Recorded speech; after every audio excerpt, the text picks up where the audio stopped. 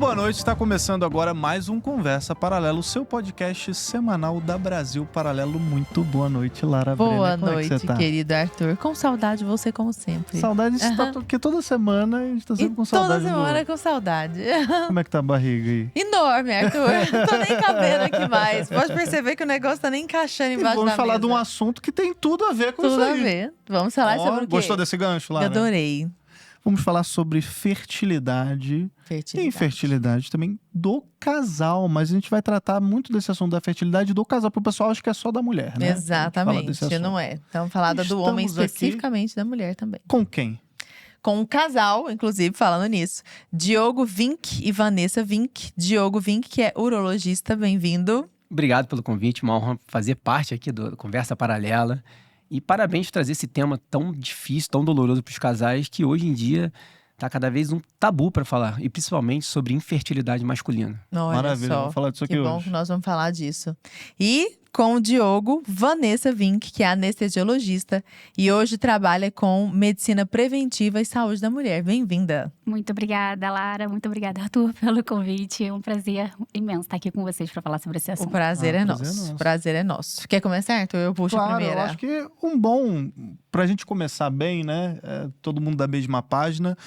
É saber, eu sou um homem, eu sou uma mulher. Como saber se eu sou fértil, né?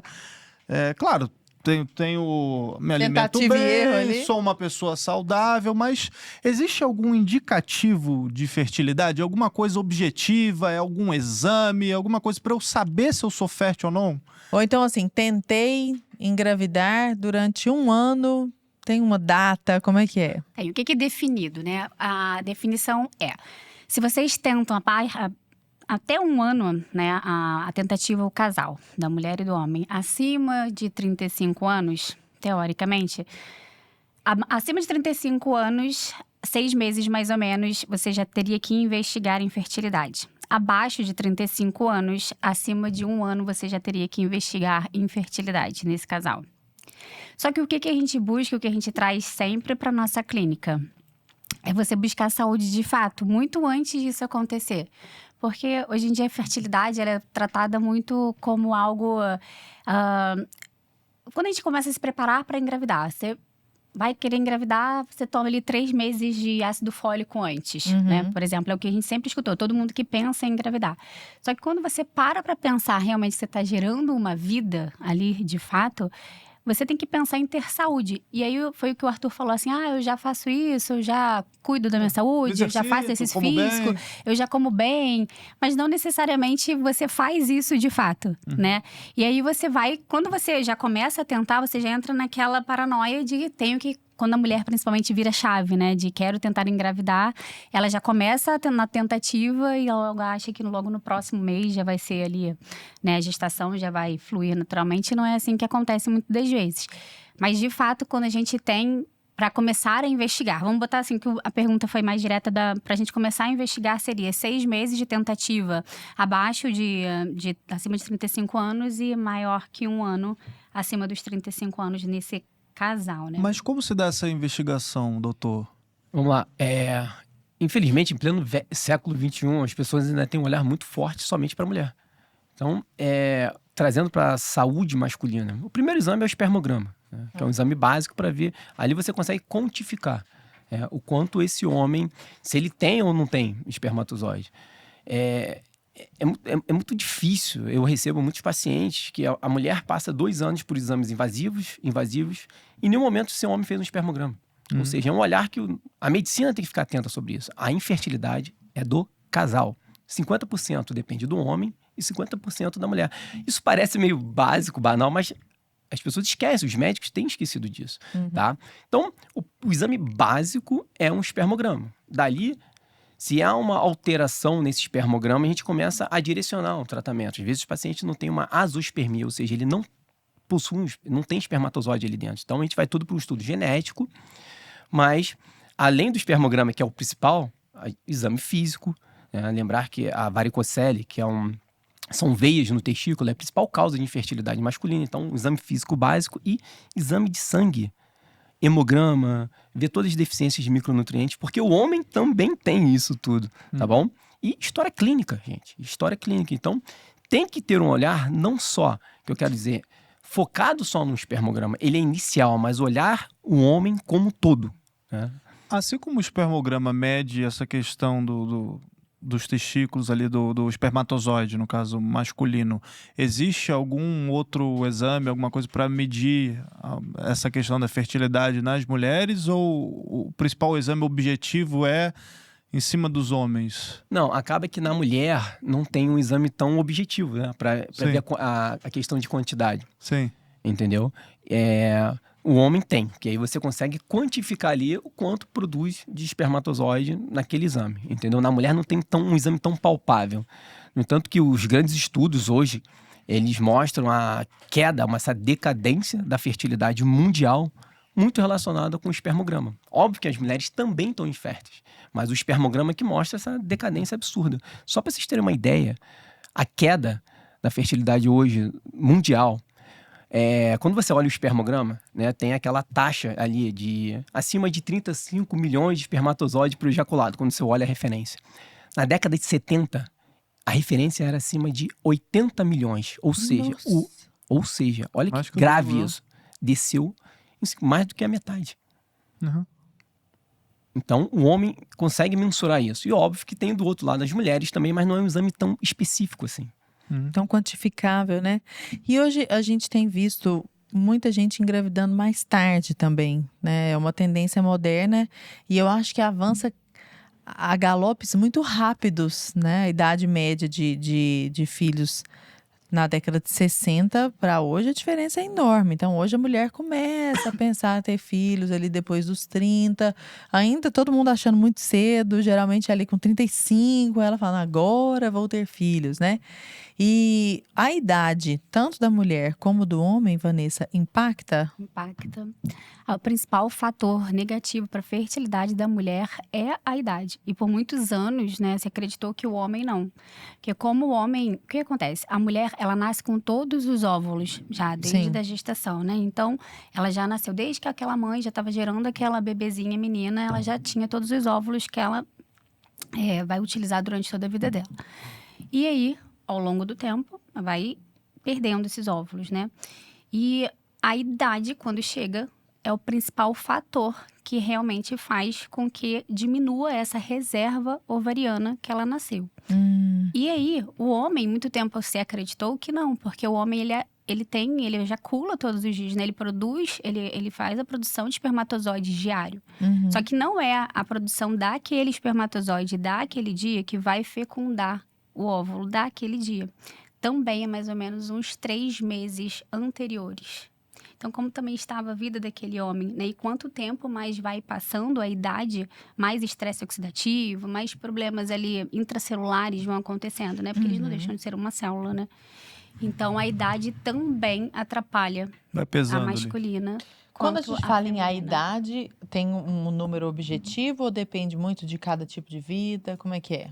Na mulher, a partir de 35 anos, é o que os estudos mostram, né? Mas, aí eu vou trazer um pouquinho para o século XXI. A idade cronológica, ela difere da idade metabólica. A idade metabólica, geralmente, ela é uns 5, 6 anos antes, mais novo, né, do que a idade cronológica. Então, se aquela paciente pode ter ali 35 anos, aquela mulher ter 35 anos, mas metabolicamente, que é o que eu faço ali, que eu mostro para vocês, ela tem um estilo de vida ruim, ela come mal, ela se alimenta mal, ela dorme mal, né? E tá toda envolvida nesse século XXI, onde realmente todos os hábitos, eles andam contra a nossa saúde, inclusive a nossa fertilidade. Metabolicamente, ela vai estar mais velha. Então, aquele 35 não funcionaria como um 35. É uma idade celular mais avançada. É uma idade celular mais avançada. E aí... Porque é por isso que você entende que é só um número, tipo, de estudos, de trabalhos. Mas aquilo ali pode ser... realmente ter mulheres mais jovens, mais velhas metabolicamente, da mesma forma que a gente pode ter mulheres mais velhas metabolicamente mais novas. Mas, de fato, falando pelo que a gente tem de idade cronológica, seria a partir dos 35 anos. Já cai consideravelmente, né? A partir dos 40, já fica bem mais complicado, né, em relação à fertilidade. E, Diogo, tem uma... Eu ia falar, complementando complementando a saúde masculina, como a Vanessa falou, muito orgulho, né? Sabe tudo sobre urologia, mas trazendo sobre a saúde masculina. Os estudos já apontam homens acima de 50 anos que começam a aumentar a taxa de fragmentação de DNA. É um exame que a gente pode falar um pouco mais à frente, que é que tem essa alteração e dificulta a fertilidade, mas o que tem também muitos estudos é o aumento do autismo de algumas doenças com a idade paterna. Olha só, o cara que é pai mais tarde vai ter foi filhos. pai com 50. Acima de chance 50 que começa a ter algumas doenças em relação à saúde paterna. Caramba. Ou seja, eu acho que até pra gente fechar esse contexto, entender que a saúde masculina é importante para fertilizar, a gente vai falar também sobre desfecho gestacional, ou seja, abortos recorrentes pode ser por saúde masculina, por causa do homem. E outra coisa, a saúde desse bebê. Ou seja, como é banalizada a saúde do homem pensando em fertilidade. Uma pergunta que eu ia te fazer, e aí também estendo para os dois, ela estava comentando a respeito dessa idade celular e tal. Tem uma coisa que eu já ouvi falar, não sei se é mito, e aí eu aproveito para perguntar, que é, se a mulher ela já teve um filho, a chance dela engravidar é maior, porque, sei lá, ela já teve, o organismo ali já preparou aquela vida. É muito mais fácil uma mulher engravidar de novo a partir do momento que ela já teve um filho, do que se ela com, sei lá, 35 anos pra frente quiser engravidar pela primeira vez. É verdade isso ou não tem nada a ver? Hoje em dia, a gente tem um grau de infertilidade secundária bem importante, que é exatamente esse caso que você está falando. Uma mulher que já teve um filho. Você está falando da mesma mulher ou de duas mulheres diferentes? Não, a mesma. Da mesma mulher, que já teve um filho e mais tarde ela quer ter um outro filho. A infertilidade secundária, ela está bem elevada. A predisposição dessas mulheres, né, de não conseguir ter filhos independente de ter já o primeiro filho, exatamente por causa do estilo de vida que nós estamos vivendo no século XXI, de todas as partes epigenéticas que acometem, né, metabolicamente essa mulher. Circunstâncias também. Então não necessariamente porque ela já tem um filho, ela pode deixar passar um tempo que certamente ela vai ter um filho quando ela estiver mais velha, não. O que são esses fatores epigenéticos que são tão influenciáveis? Influenciáveis não, né? Influenciadores. Assim.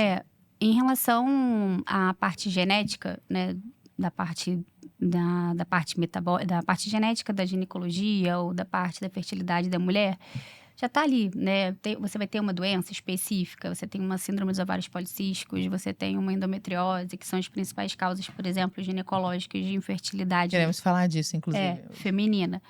Né? Só que às vezes você tem aquela mulher que é nova até, não tem nenhuma comorbidade, né? Nenhuma doença prévia, não faz uso de medicamento, e às vezes tem um problema na fertilidade. Como é que essa mulher está metabolicamente? Então, quais são os fatores epigenéticos que a gente tem que avaliar? O básico, que é o que eu falo sempre, que o básico funciona, né? A alimentação, o exercício físico, o sono, o gerenciamento de estresse, a vida social dessa mulher. E aí, isso impacta em tudo, porque hoje em dia, é só a gente botar, Lara, que nós estamos vivendo em pleno século XXI, onde tudo de mais novo, tecnológico na medicina tá aí. A gente está com a medicina super avançada e a gente tem cada vez um número de mulheres e homens, né, casais inférteis. E na época dos nossos avós, onde essa tecnologia da medicina não existia, não era assim, pensar né? nos nossos avós, eles tinham 6, 7, 8 filhos. Por quê? Né? Se hoje está tudo tão mais moderno. Exatamente por causa disso. Vamos parar para pensar lá atrás. Nossos avós, eles eram o quê? Comiam bicho e planta, caminhavam, eles mesmos plantavam, colhiam, né? Eles pegavam sol, eles dormiam cedo, não tinha telefone, não tinha toda essa tecnologia que hoje também atrapalha toda a nossa vida, inclusive da gente viver muito ligado no automático, a gente não desliga nunca. Então, tudo isso são fatores epigenéticos que nos alteram, que nos inflamam, né? De várias formas. Mas isso é reversível, né, doutor? Depende assim, é lógico, se você focar, depende do qual fator grau, epigenético que você que está atrapalhando ali, né? Uma obesidade. A gente não pode tratar uma obesidade assim como uma tranquilidade. A obesidade é uma doença. A obesidade por si só, ela atrapalharia a sua fertilidade e é um fator epigenético, né? Bem importante para isso. Todos os fatores que levam essas mulheres a serem desnutridas, por exemplo. Hoje em dia a gente vê muita deficiência de micronutrientes importante nessas mulheres e que aquilo ali passa batido e não é visto e é tratada como uma paciente que tem um grau de infertilidade e vai, às vezes, para exames mais sofisticados e só o que faltou foi um olhar mesmo metabólico. Entender doenças prévias, um hipotiroidismo não tratado. Então, todas essas partes, assim, que a gente tem que realmente olhar ali quando a gente pensa numa fertilidade numa paciente mais nova que não tem essas comorbidades já detectadas, né? Só para trazer um estudo, o que a Vanessa falou, né? Toda consulta, eu conto a história dos nossos antepassados. Uso muito a minha avó de 92 anos, que era do interior do Rio Grande do Sul, da forma, que horas que ela acordava, que horas ela dormia, o que comia, quais eram os hábitos. Então, só para vocês terem uma ideia, acho que é legal trazer números aqui. Dentro da urologia, nós temos um estudo, que é desde 1972, que ele fala que ali começou a apresentar uma queda no número de espermatozoide ao ano, que era de 1% ao ano. A partir do século XXI, essa queda foi para 2,6 Por ano. por ano. Nossa, uma coisa imensa. Tem cientistas que dizem que em 30, 40 anos, metade da população da Europa, dos homens, não terão números suficientes para engravidar as mulheres. Se você pegar o andar disso, é para onde nós estamos indo. Uhum. Então, a gente precisa pensar, né? A medicina precisa pensar muito atrás, né? O que está acontecendo. Isso é um problema de saúde pública. Uhum. Só para você ter uma ideia, a Europa, o que eles estão passando, a Dinamarca hoje, eles já fazem incentivo para aumentar a taxa de natalidade. Uhum. Só que eles incentivam a questão da fertilização in vitro, né? Não a medicina, a questão da saúde da pessoa. Entender que a saúde, a fertilidade está relacionada totalmente com a saúde dessas pessoas. A fertilidade natural, né? Fertilidade natural. Porque o natural é que as pessoas sejam férteis. Né? Sim, a gente vive hoje um mundo de normalizar as coisas. É normal não ter filho, é normal perder o filho. Não é normal. Infelizmente, com o nosso estilo de vida ruim, se tornou comum. Uhum. Então, se a gente pega essa data, 1970, aquela transição muito do campo, né? O homem do campo saindo do campo, indo para as grandes cidades, contato com poluição, com plástico. E aí, século XXI, que eu falo para os pacientes. A gente liga, chega uma bomba calórica na sua mão, cara. A nossa fisiologia foi feita lá atrás. Para caçar, para ir pro campo fazer o trabalho braçal. Então isso tem impactado. Tá preparado para tomar milkshake? Não tem como, não tem como. Eu lembro, década de 90, né? Eu tenho 40 anos. O café da manhã era com sucrilhos, era um pote de açúcar, né? Isso vai impactar. Totalmente, vem impactando. São números, são estudos. Não, e não só essa questão alimentar, né, Diogo? Por exemplo, revolução sexual. Eu queria entrar um pouquinho nessa questão dos anticoncepcionais. Porque isso virou uma normalidade. Hoje uma jovem de 15 anos, ela entra num consultório de ginecologia, já é passado, automatizado, nem pergunta para paciente, não pergunta nada, você vai tomar, qual é o que você vai tomar? Você vai tomar isso aqui. Como se fosse normal. Você toma uma bomba ali todo mês para regular a sua menstruação e tal. Com 10 anos, 11 anos. E as pessoas ficam tomando isso por 15 anos, por 10 anos. E aí depois, quando param de tomar, porque agora eu quero engravidar, e parei. É como se todos esses 10 anos que você tomou não gerasse consequências pra você tentar engravidar. Fala um pouquinho disso, doutora. Só antes ela falar, vale lembrar que a gente tem um baita podcast aqui sobre isso com o doutor Felipe Duarte, que aliás é sócio do nosso sócio. É um só sobre anticoncepcionais, vale muito a pena assistir. Só sobre anticoncepcionais, métodos contraceptivos. Excelente podcast. Mas e aí, doutora? Então, o que vocês estão falando é algo super importante, né? Porque hoje em dia a menina menstrua, aí ela é levada ao ginecologista e algumas queixinhas que às vezes são comuns ali, não quer dizer que são normais, apesar de como uma acne, uma cólica, e logo já é prescrito o anticoncepcional. Existe, por exemplo, doenças muito comuns da atualidade, principalmente porque a gente está falando do século XXI, né? Doenças inflamatórias e metabólicas, como síndrome dos ovários policísticos, endometriose. E a menina já recebe logo um anticoncepcional como tratamento para... Como se fosse um remédio. Né? Mas só que ela não está tratando. Porque o anticoncepcional não trata a SOP, né? Não trata essas doenças. E aí, o que acontece? Mais cara. E quando essa menina que passa ao longo da vida dela toda tomando um anticoncepcional, lotada de hormônio, modificando toda a vida dela metabólica. Isso do cérebro a todo o organismo dela, né? Existem receptores, né, de estrogênio de toda a parte dos anticoncepcionais, e não é só o local inibindo os hormônios para que ela não menstrue ou, né, não ovule, ou que faça algo apenas ginecológico. É um medicamento que está mexendo com todo o organismo dela e parte central também. E depois, quando é o que mais acontece, essa menina, quando vai depois, casa e quer engravidar e para o anticoncepcional, e aí vem o diagnóstico de várias doenças que foram mascaradas por causa do anticoncepcional, inclusive. Porque às vezes aquela cólica, aquela acne que foi passada só como é normal porque você acabou de menstruar, não era normal. Era uma síndrome dos ovários policísticos, por exemplo, que não foi diagnosticada. E daí é uma das principais causas de infertilidade da mulher. E quando ela chega lá aos 30 anos, ela casa e tira o anticoncepcional, aí tem aquela síndrome metabólica, que síndrome dos ovários policísticos não é uma doença do ovário, é uma síndrome metabólica. São sinais, síndromes são sinais e sintomas metabólicos de uma doença. Tá? Que a base dessa doença é a resistência insulínica, inclusive, né? Aumento da insulina, do metabolismo da glicose. Não é uma doença ovariana, mas tem como comprometimento a anovulação crônica, ou seja, essa menina não ovula. E se você não ovula de forma correta, você não engravida.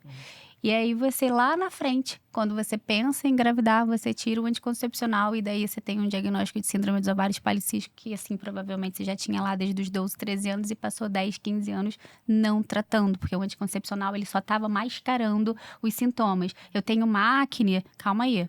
Eu tenho uma cólica, calma aí. Ele tem, por causa da base dos hormônios, né, que ela estava tomando, ele mascara, né? Quem nunca lembrou disso quando era adolescente? Se tô cheia de acne, tomo um anticoncepcional, minha pele fica maravilhosa. É um hormônio antiandrogênico. Então, é essa parte que ele tá fazendo. Ele não tá tratando a síndrome. Ele tá mascarando aqueles sintomas que são oriundos dessa síndrome metabólica. E aí, lá na frente, isso acontece. Isso é o que a gente pega mais hoje em dia. Recentemente, eu atendi uma menina no consultório, isso me chamou bastante atenção. Que ela já era uma menina, devia ter uns 20 anos. E um outro porém. Por causa desse estilo que nós estamos vivendo, as meninas também estão menstruando muito antes, né? Antigamente, na nossa época, era 12, 13 anos, né? Até 14. Hoje as meninas estão menstruando com 8, com 9, com 10 anos. Nossa, é muito novo, precoce. sabe? É muito precoce. E essa menina que veio me procurar no consultório, inclusive também por causa de infertilidade, né, metabólica, e ela me falou que ela tinha mestrado com 8 anos, a mãe dela tinha levado e ela tinha muita clínica, né? Ela tinha muita cólica, muitas dores, muitas acnes. E com 9 anos ela começou a usar anticoncepcional. Essa foi a história mais nova que eu ouvi de alguém que usava anticoncepcional. E eu falei, gente, você usa anticoncepcional desde 9 anos de idade? Ela desde 9 anos de idade. Mas escuta, o que vocês estão falando me parece, e eu sou uma pessoa leiga, tão óbvio. Mas assim, tão evidente. A comunidade médica não tá sabendo disso, gente. Assim, ninguém foi informado disso. Como é que é? Infelizmente não. Tem uma frase que a Vanessa fala muito, óbvio, tem que ser dito. E acaba que na consulta, o que a gente traz é explicar coisas básicas que foram perdidas. Se a gente parar pra ver hoje o mundo que a gente vive, essa loucura imediatista. E essa questão anticoncepcional entrou dentro da medicina como o grande avassalador de tudo, né? Então, não. Infelizmente, sim, existe muita... O pessoal já está atento dentro da medicina, mas existe uma classe médica e ainda não tá também as grandes empresas patrocinam eventos ali E vamos passar profissionais aí. para pensar também do ponto de vista, né, da vida sexual desregrada que as pessoas usam. Tem hoje em dia, né? Então, acaba que muitas dessas mulheres vão procurar o médico com esse intuito também, de usar o anticoncepcional como um contraceptivo. E aí, acaba que engloba já que, né, tem uma acne já. Então, eu acho que isso é muito além de somente uma falta de conhecimento médico ou alguma coisa. Eu acho que isso é muito sinal mais... dos tempos, né? Exatamente, sabe? É de desordem. Tá tudo desregrado, como uma desordem sexual sabe? vai levar essa Exatamente. dificuldade de infertilidade. É tudo uma Exatamente. desordem. Vem muito aí da revolução sexual quando apareceu e gerou cada vez mais essa desordem. Uma coisa que a gente entrou nesse assunto dos anticoncepcionais e isso são hormônios que a pessoa está tomando ali, mas vocês falam a respeito de suplementação também, que acho que não deixam de ser hormônios também, né? Não são nada a ver. Não. Eu queria que vocês falassem então eu confundi aqui, eu quero inclusive que vocês respondam aí, qual que é essa importância então de suplementar, se é a mulher que tem que suplementar, o homem também tem que suplementar. Se é obrigatório. Exato. Ou cada sim. caso é um caso. Como é que é essa situação? Vamos lá, olha só. A suplementação ela é super importante hoje em dia. O que acontece? Hoje em dia, todas as coisas ruins já estão muito ruins, né? Vamos parar para pensar. Tem uma famosa batatinha de um fast food conhecido que todo mundo gosta. Que é muito ruim, só que hoje ainda tá muito pior, né? Então, antigamente era 3, 4 ingredientes, hoje se você for parar pra pensar, são mais de 10 ingredientes, né? Bateu até uma vontade agora, Lara. Ele é ruim, mas é bom, né? Vamos dizer assim, né? É ruim, mas é bom. Sair daqui agora, daqui a pouco. Eu vou lá. Vou lá ficar infértil. Que horror, Arthur, Esse é o para. sistema de dopamina, cuidado. Exatamente, dopamina Olha só. barata. E aí, o ruim já está muito ruim. O bom também está ficando ruim, né? Então, até aquele prato de nutricionista, né? Todo coloridinho, com 5 cores. Hoje em dia a gente não consegue mais ter a quantidade de nutrientes que a gente tinha antigamente. Isso porque nosso solo ele não é mais um solo ali do estrume da vaquinha, né? Do boizinho. Hoje em dia a gente tem um solo bioquímico, né? Para ter a quantidade de alimentos que a gente precisa para as grandes empresas, para nutrir, né? Para levar para grandes abastecimentos globais. Não teve mais como fazer assim. Então, realmente, a gente já tem um solo químico. Fora o ar, fora a água contaminada, fora tudo isso. Então, a gente tem estudos já mostrando que nós temos menos de 30% já de nutrientes a menos. Nesses nutrientes... Até na carne eles botam água, pô. Nesses alimentos nutritivos, tá? Só que eu tô falando de um prato ali colorido de segunda a segunda, nutriente, todos os dias bonitinho. Mesmo assim, a gente tem menos nutrientes. Quem é que come assim hoje em dia? Eu. Você tá retardado, realmente. Ele tá fazendo Temos low uma exceção carb. aqui. Quem é que come assim? Ninguém. Não come. E aí, a gente além da alimentação, que não tá uma alimentação regrada, nem de longe, a gente vive inflamando, né, nosso intestino, comendo um monte de porcarias industrializados, ultraprocessados, açúcar, o glúten, que já não é mais a mesma molécula que era antigamente. Então, tem o seu componente inflamatório. Por a gente já ter um organismo que não está sinalizando aqueles alimentos de uma forma, né, que deveria.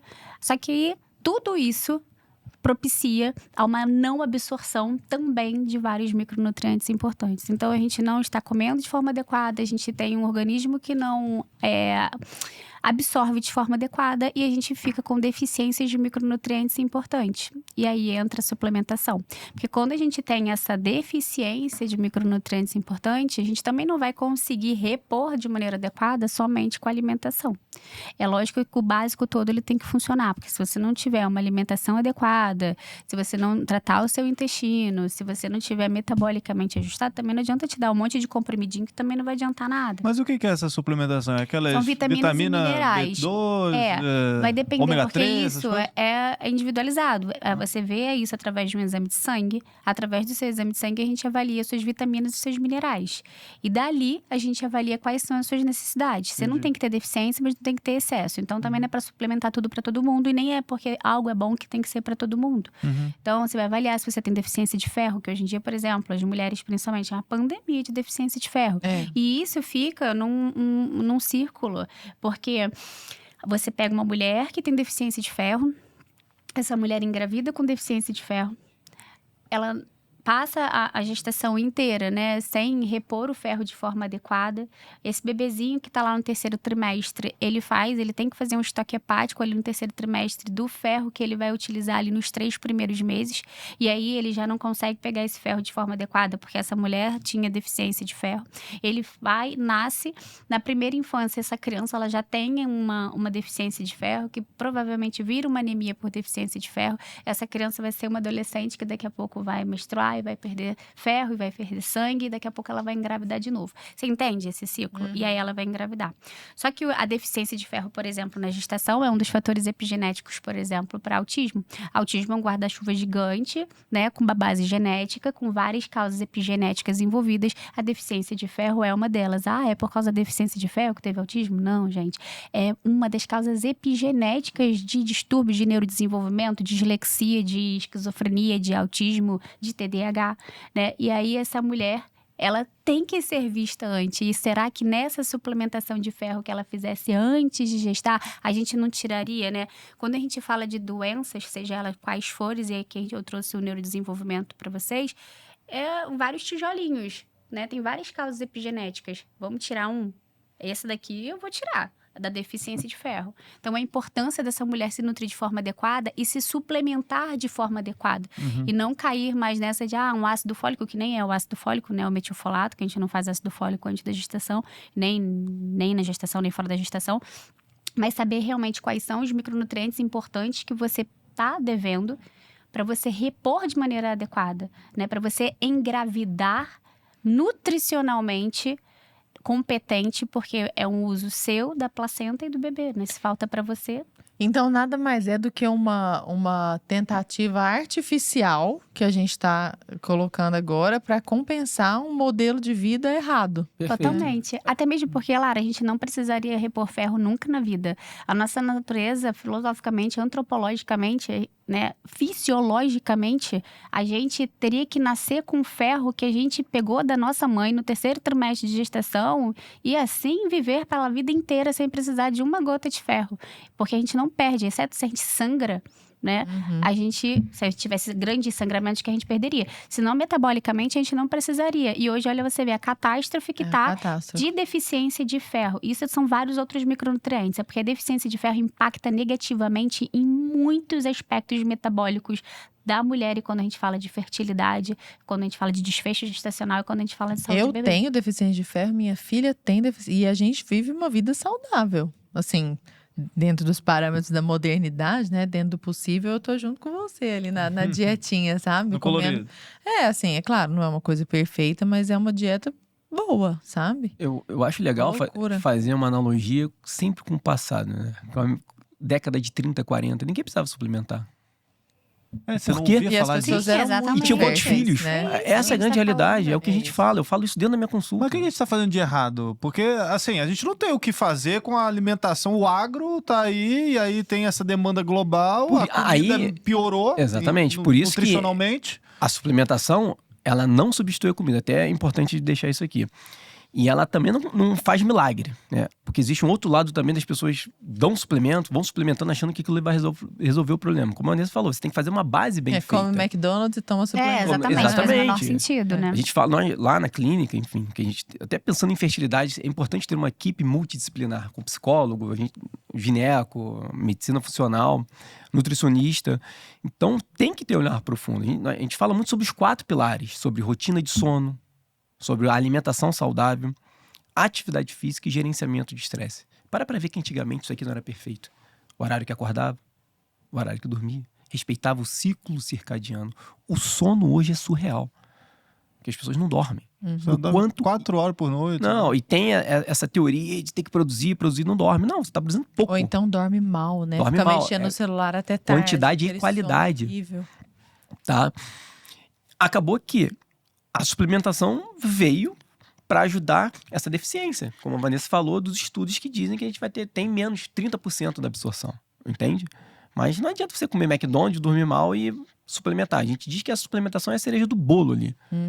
Tá? Mas o básico tem que ser muito bem feito. E funciona.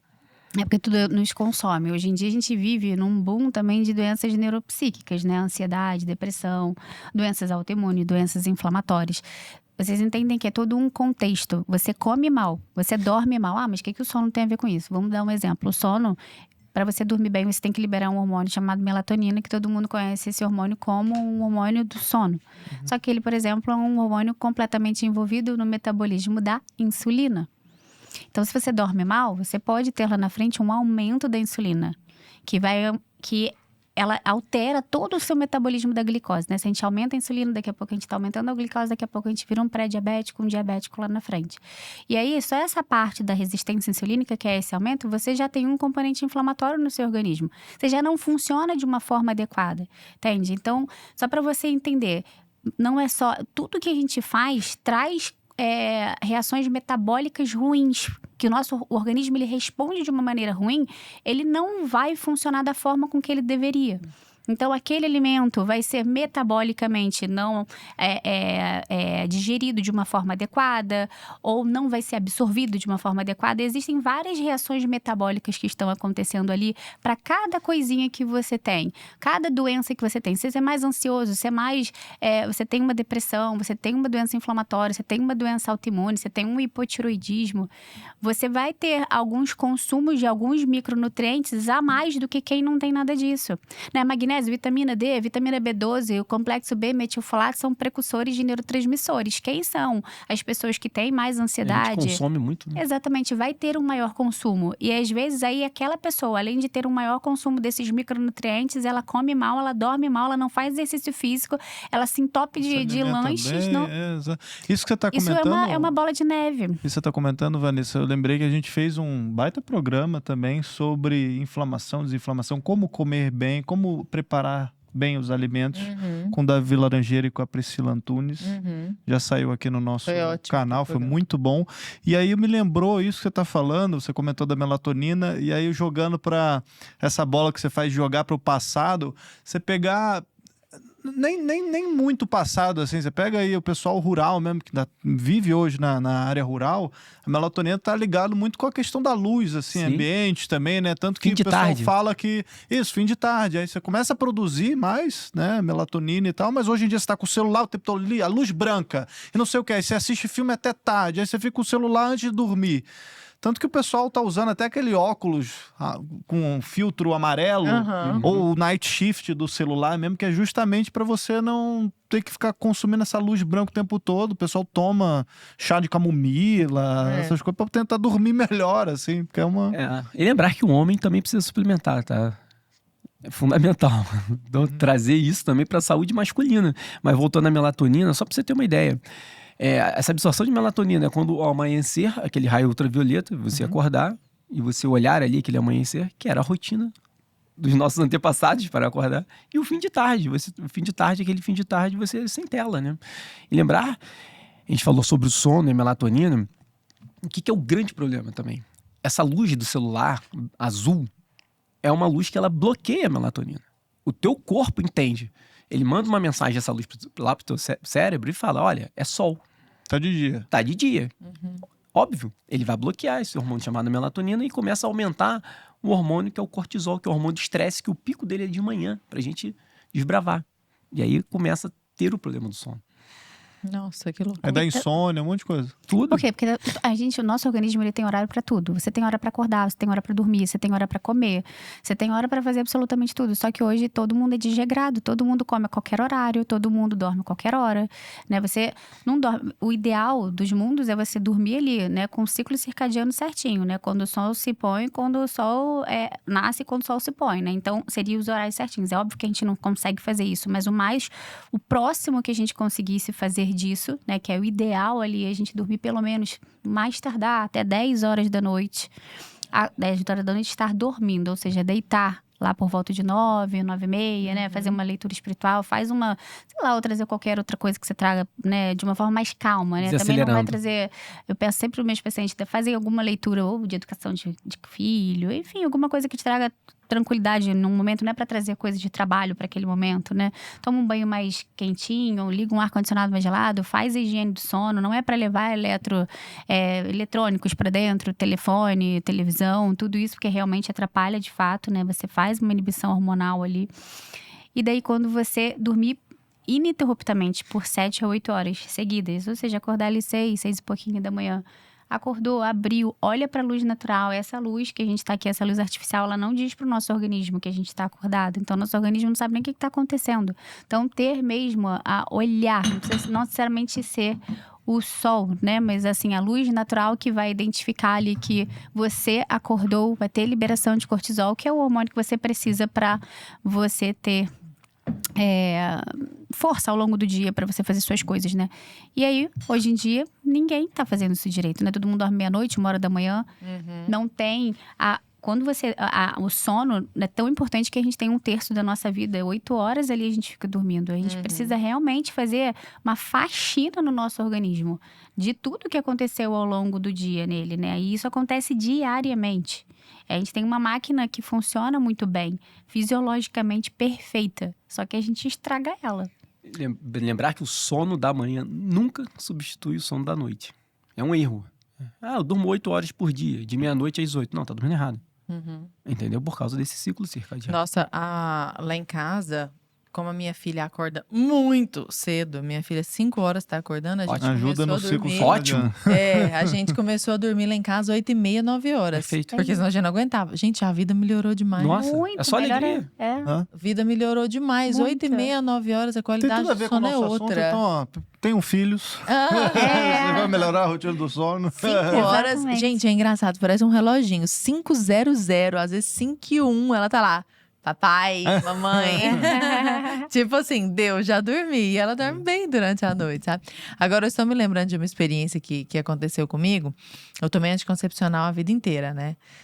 Obviamente, uma desinformação enorme, uma cabeça eminentemente feminista, aquela coisa que a gente é o combo completo, sabe? E aí, quando eu tirei o anticoncepcional, demorei um pouco para engravidar. Não à toa, né? Acho que eu demorei 2 anos e pouco, mais ou menos, para engravidar. Eu já tinha mais de 30 anos, eu tinha 32 anos, eu fui engravidar só com 34, né? 33 para 34.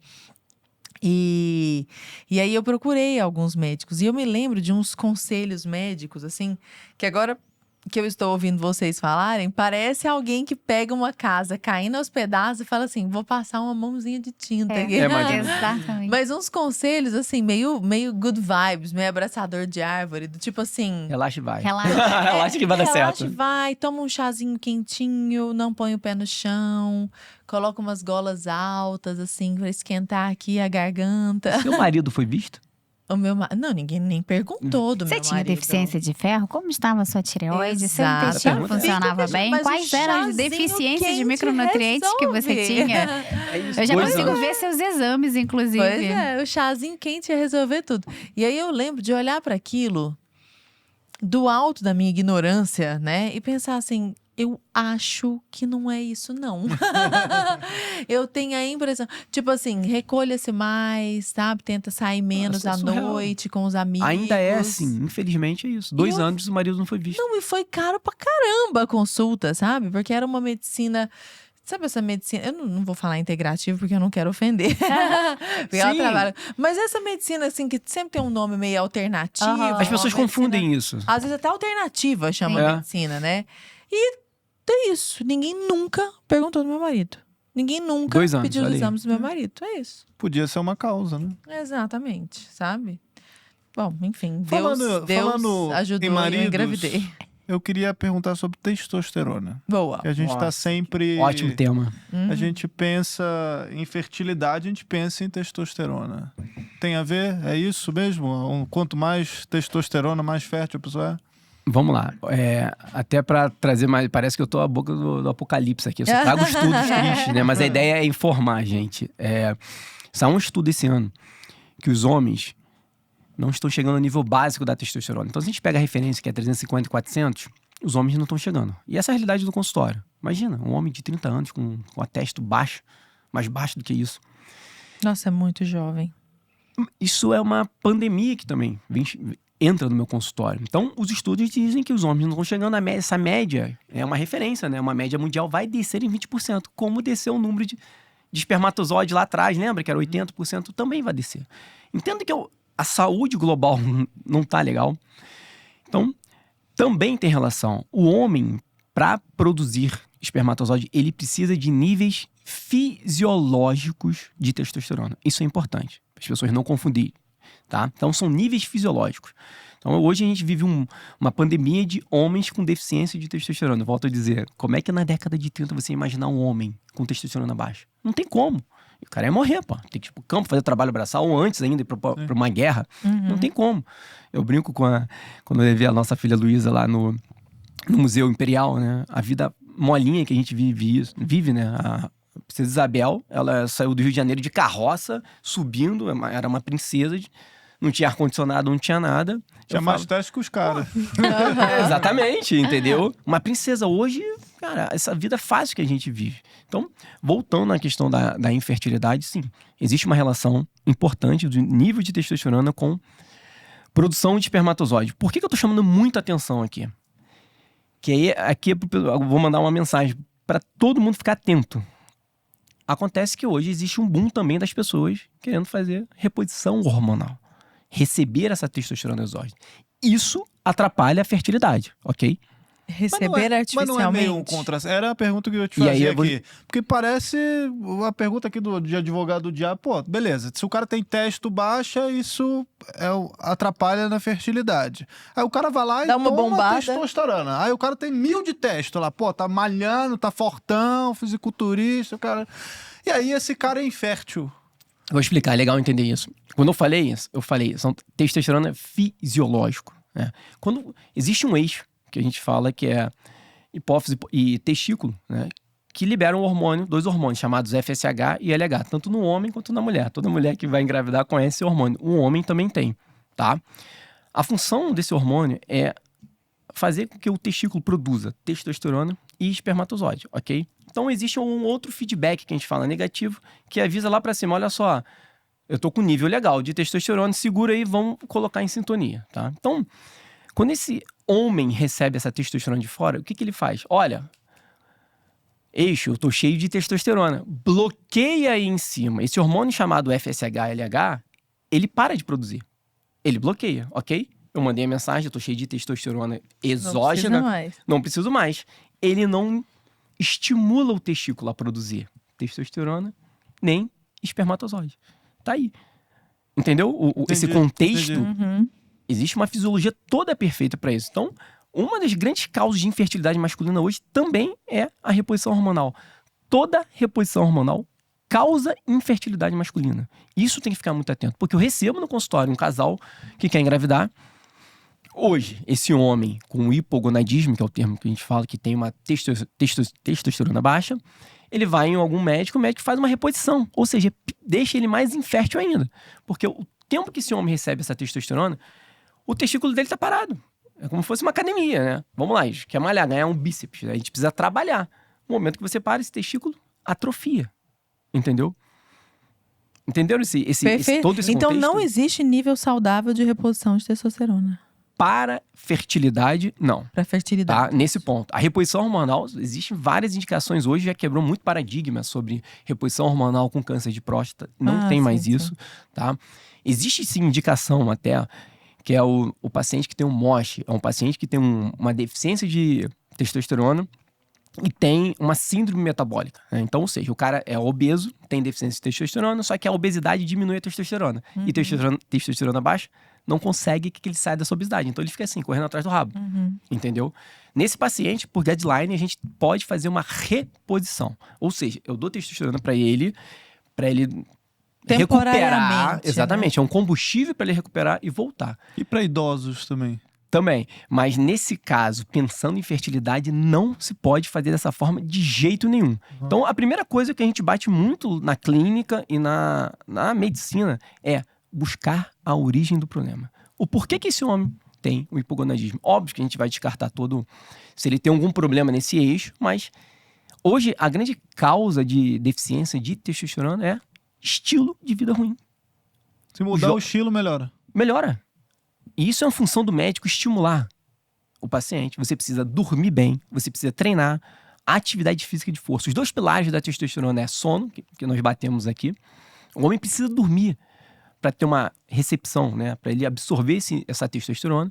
E o outro pilar é treino de força, musculação. Músculo é o segundo pilar da testosterona. Não serve um triatlon. Aí vamos entrar em outro ponto, né? Cuidado até na questão da fertilidade. O overtraining, isso é perigoso. Isso atrapalha a fertilidade também. Ah, entendi. Entendeu? Atrapalha a fertilidade. Mas se o homem quer Recuperar a testosterona é musculação, ferro e sono. E recupera. E a tal da soja, que a gente fala, pô... Essa é a cara da pergunta, entendeu? A falta de testosterona é culpa da soja mesmo? Porque tem soja nos alimentos que produz o Tanto é hormônio... que é até o meme, esse cara é sojado. Cara sojado. Sojado. É um conjunto de fatores isso. Sono, alimentação, esses disruptores endócrinos que a gente fala. O sedentarismo. Você olha hoje, não tem como não comparar com antigamente, né? Aquele vídeo da década de 40. Você não vê ninguém gordinho. Não, Essa é a realidade, gente. todo Entendeu? mundo magro. E até só para fechar esse assunto da testosterona e fertilidade, dessa forma não, mas existe alguns medicamentos que a gente induz o corpo a produzir testosterona, que atua lá em cima no eixo para aumentar, olha, vamos aumentar o FSH, o LH, para aumentar a produção de testosterona. E uma outra medicação que aumenta níveis de testosterona intratesticular. Essas medicações a gente usa muito para terapia pós-ciclo, né? Um homem que faz reposição hormonal, a gente precisa recuperar esse eixo de volta que foi todo bloqueado e a gente usa isso. Dessa forma, é uma maneira de se fazer também. E legal o Diego falar dessa parte assim da testosterona, porque hoje em dia a gente tem um nível mínimo, né, de testosterona masculina ali, que é 350. Que já é baixo, né? Que já é baixo. Que não era o do antigamente, por exemplo, um nível ideal, né? Só que, hoje em dia, os homens novos, inclusive, eles não estão chegando nesse nível de testosterona. E aí, qual é o olhar que a gente tem que olhar para essa medicina, que é essa medicina funcional, preventiva que eu faço, né? É você olhar a paciente de uma forma individualizada e não por número de referência. Porque, por exemplo, no último congresso, qual era o objetivo desse valor da no laboratório em relação à sociedade? Os homens não estão chegando nesse nível. O que nós vamos fazer? Diminuir o nível da referência. Nossa Senhora. Entende? É mais fácil. É né? mais fácil. Sarrafa, Eu tô falando isso num exemplo da testosterona para vocês entenderem que isso acontece com todos os exames laboratoriais, né? Então, quando você olha lá uma ferritina de 10, que é normal 10, ou a 100, não tem como uma pessoa que tá com 100 tá igual a uma pessoa que tá com 10. Os exames de referência é uma soma, ligamente, vamos falar para o pessoal mais entender, né? Tipo, como pegar essas pessoas saudáveis, as doentes, soma, divide por 2, dá uma média. É uma ali, média mundial, né? A média mundial da forma com que está no momento atual, aquela média é a referência daquele exame. Entendi. Então não tem a ver com a saúde do corpo, Não tem a ver com... Não tem. Se tá todo mundo doente, a média... E é isso eu quero chamar a doente. atenção para essa parte metabólica da fertilidade. Porque se quem diz, por exemplo, num homem que tá com 350 de testosterona que é normal agora, que daqui a pouco vai ser menos, né? E que antigamente era mais, que realmente tá normal. Esse olhar do médico, ele tem que ser individualizado. Quem me diz que essa paciente com 30 de ferritina, que tá dentro da referência, que está normal, né? E tem classicamente uma deficiência de ferro, né, pela própria Sociedade Brasileira de Hematologia, né, uma deficiência de ferro, uma ferritina abaixo de 30, um índice de saturação abaixo de 10, mas está dentro da referência como normal, se aquilo ali não está impactando a fertilidade daquela mulher. O ferro, indiretamente, ele é necessário para a nossa tireoide, que é uma glândulazinha que comanda todo o nosso organismo, que faz a produção de todos os hormônios, T4 e T3, para ter essa conversão, que é o T3, que é esse hormôniozinho que age dentro da célula, né, para ajudar, para facilitar todo o nosso metabolismo. Ele precisa do ferro. Eu não tenho ferro. Se eu não tenho ferro, essa tireoide não funciona. Se essa tireoide não funciona, lá no mesmo eixo onde estão todos esses hormônios que o Diogo falou, também estão os hormônios femininos que vai fazer com que essa mulher também não ovule de uma forma adequada. Entende? Então, esse olhar tem... Mas ela sempre teve 30 de ferritina e tá normal. E tá todo avaliado, os exames estão ok. Entende que esses exames ok são essa parte que mais a gente pega dentro do nosso consultório. Porque quando já começa para mim, meus exames estão ok, eu falei, aos olhos de quem? Ok, porque como? aos meus olhos, eu dificilmente vou ver que esses exames estão normais. Então, é chamar a atenção para uma medicina sempre cada vez mais individualizada e personalizada. Porque você tem síndrome dos ovários policísticos. Eu também tenho. A gente não vai ser tratado igual para a mesma doença. Só que a faculdade de medicina nos ensina isso. Eu sou formada há 18 anos de médica, né? 18 anos de formada, 12 anos de anestesiologia. Então, eu tenho uma carga grande, assim, de experiência médica que eu vi dentro de uma faculdade onde eles só nos ensinam a ver a doença e tratar. A gente aprende maravilhosamente, dar todos os diagnósticos mais brilhantes que você pode imaginar de uma doença e tratá-la com remédio dos mais, né, atuais que a gente tem. Inclusive, a gente mantém hoje as pessoas vivas até muitos e muitos anos ali. A gente consegue fazer isso. Mas a qualidade... Mas cadê a qualidade de vida dessa paciente? E a prevenção E cadê a prevenção? Porque a doença começa de algum lugar, né? Ah, você tem ali uma resistência insulínica. Então, toma aqui, já vai virar diabético, você tá pré-diabético, já toma aqui esse glifage, esse metformina, esse remedinho, essa glitazona. Um monte de remédio. Da onde que vem isso, gente? Às vezes querem mudar a questão Você não alimentar. perguntou nem se ele como que ele come, como que ele dorme, como que é o trabalho dele, se ele é estressado o dia inteiro, se ele dorme bem. Você não investiga nada. Qual é a base daquilo ali? Se você não muda a base, que é aquela medicina que realmente é a prevenção mesmo. Você pode mudar, Hoje em dia, a gente sabe que a maioria das doenças que a gente tem aí são 75% bases epigenéticas. 25% são as doenças genéticas, de fato. E mesmo quando você tem a genética, você tem ali uma arma apontada para você. Quem vai apertar o gatilho, muitas vezes, nesses 75% aqui é você, do que você tá fazendo da tua vida. E você tá falando, Entende? Vanessa, eu já ouvi de vários profissionais, assim, que são tidos como profissionais mais alternativos a esse sistema médico aí, mundial e tal, tanto dessa parte nutricional, que falam que muita coisa se resolve também com alimentação, uma boa alimentação. E eu queria aproveitar, a gente ainda tá falando de alimentação, falar um pouquinho de açúcar, mas eu queria falar ainda dos grãos. O Jordan Peterson, ele até levou um pesquisador, um cientista brilhante lá no podcast dele, e fala muito sobre a questão do carboidrato, de como a pirâmide alimentar. Eu até peguei uma colinha aqui, vou estar jogando na tela aí para o pessoal depois de casa poder acompanhar, que os carboidratos, ele fala que essa pirâmide devia ser o contrário, porque a gente consome muito, é uma alimentação rica em grãos, então come carboidrato pra caramba, e você deixa de comer carne. Você não tá comendo carne vermelha, você não tá comendo frango, carne de boi, de porco e etc. Isso é uma das principais causas, segundo eles lá, que você... Enfim, infertilidades e problemas diversos aí de inflamatórios, metabólicos e tal. Isso, claro, deve chegar na questão da fertilidade ali por outras vias, né? O que você tem a falar um pouco sobre isso, essa questão alimentar? O que doutor? acontece? Parece que eles botaram um vilão na alimentação toda da gordura, né? Carne vermelha, não é. O vilão é esse tipo de carboidrato, essas farinhas, né? Esses refinados. Os processados. Glúten, trigo, essas coisas todas. O vilão tá aí, não na alimentação. O que acontece hoje? A gente tem hoje uma pandemia de obesidades e esses obesos são desnutridos. Olha que paradoxo, né? Por causa disso. Esses alimentos aí é falado também muito sobre a fome oculta. São alimentos que eles comem, não nutrem. Então sente mais fome, Não mais dá fome. saciedade. Não dá saciedade, mais fome. E eles são desnutridos.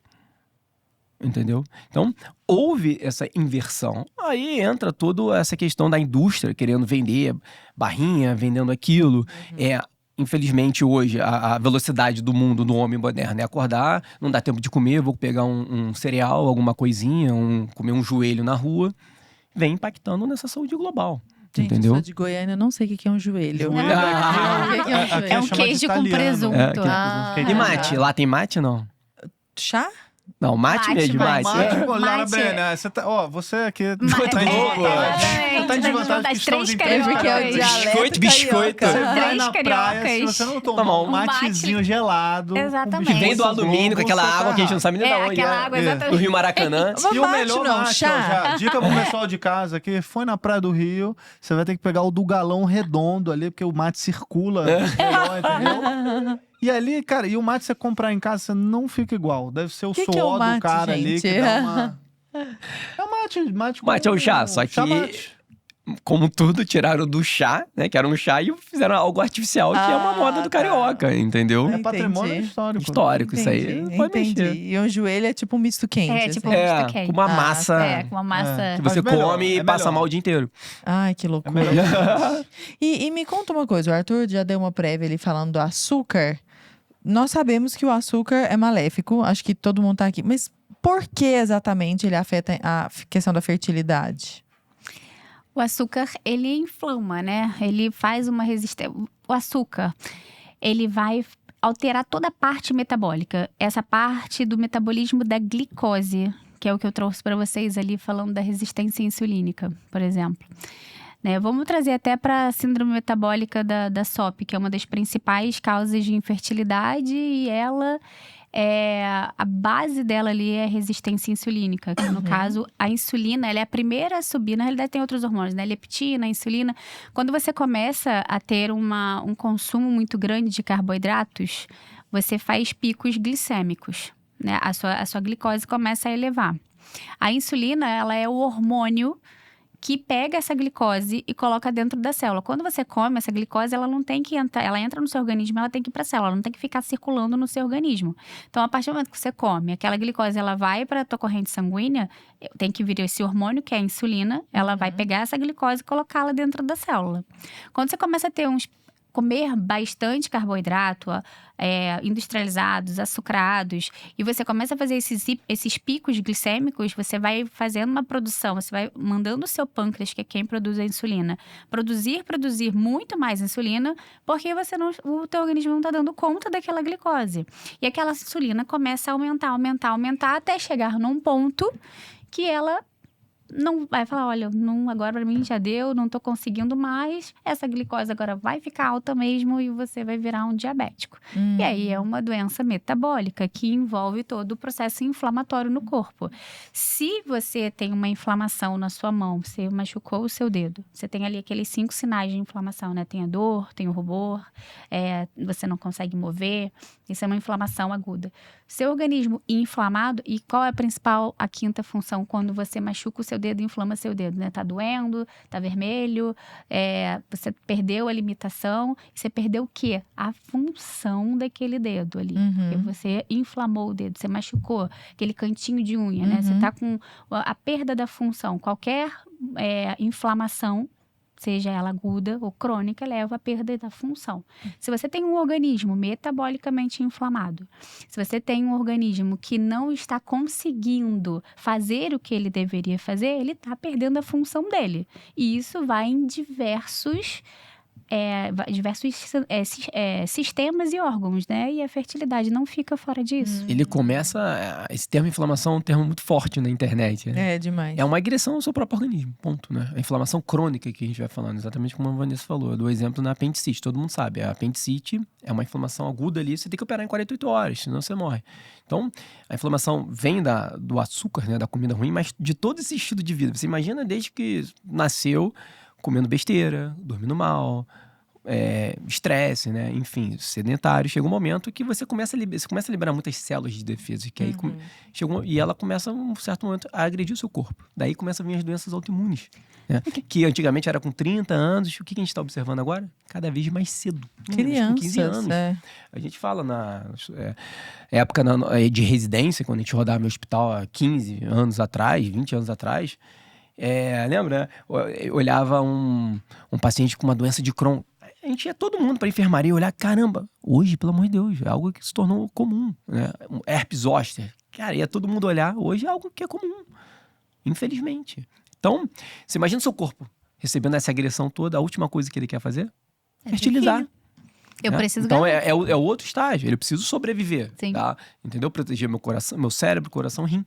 A fertilidade é por último. Sim, não vou ter tempo para ter filho se eu estiver morto. Então tem que... Até vitiligo é uma doença autoimune, não é? Vitiligo é uma doença autoimune. Sim.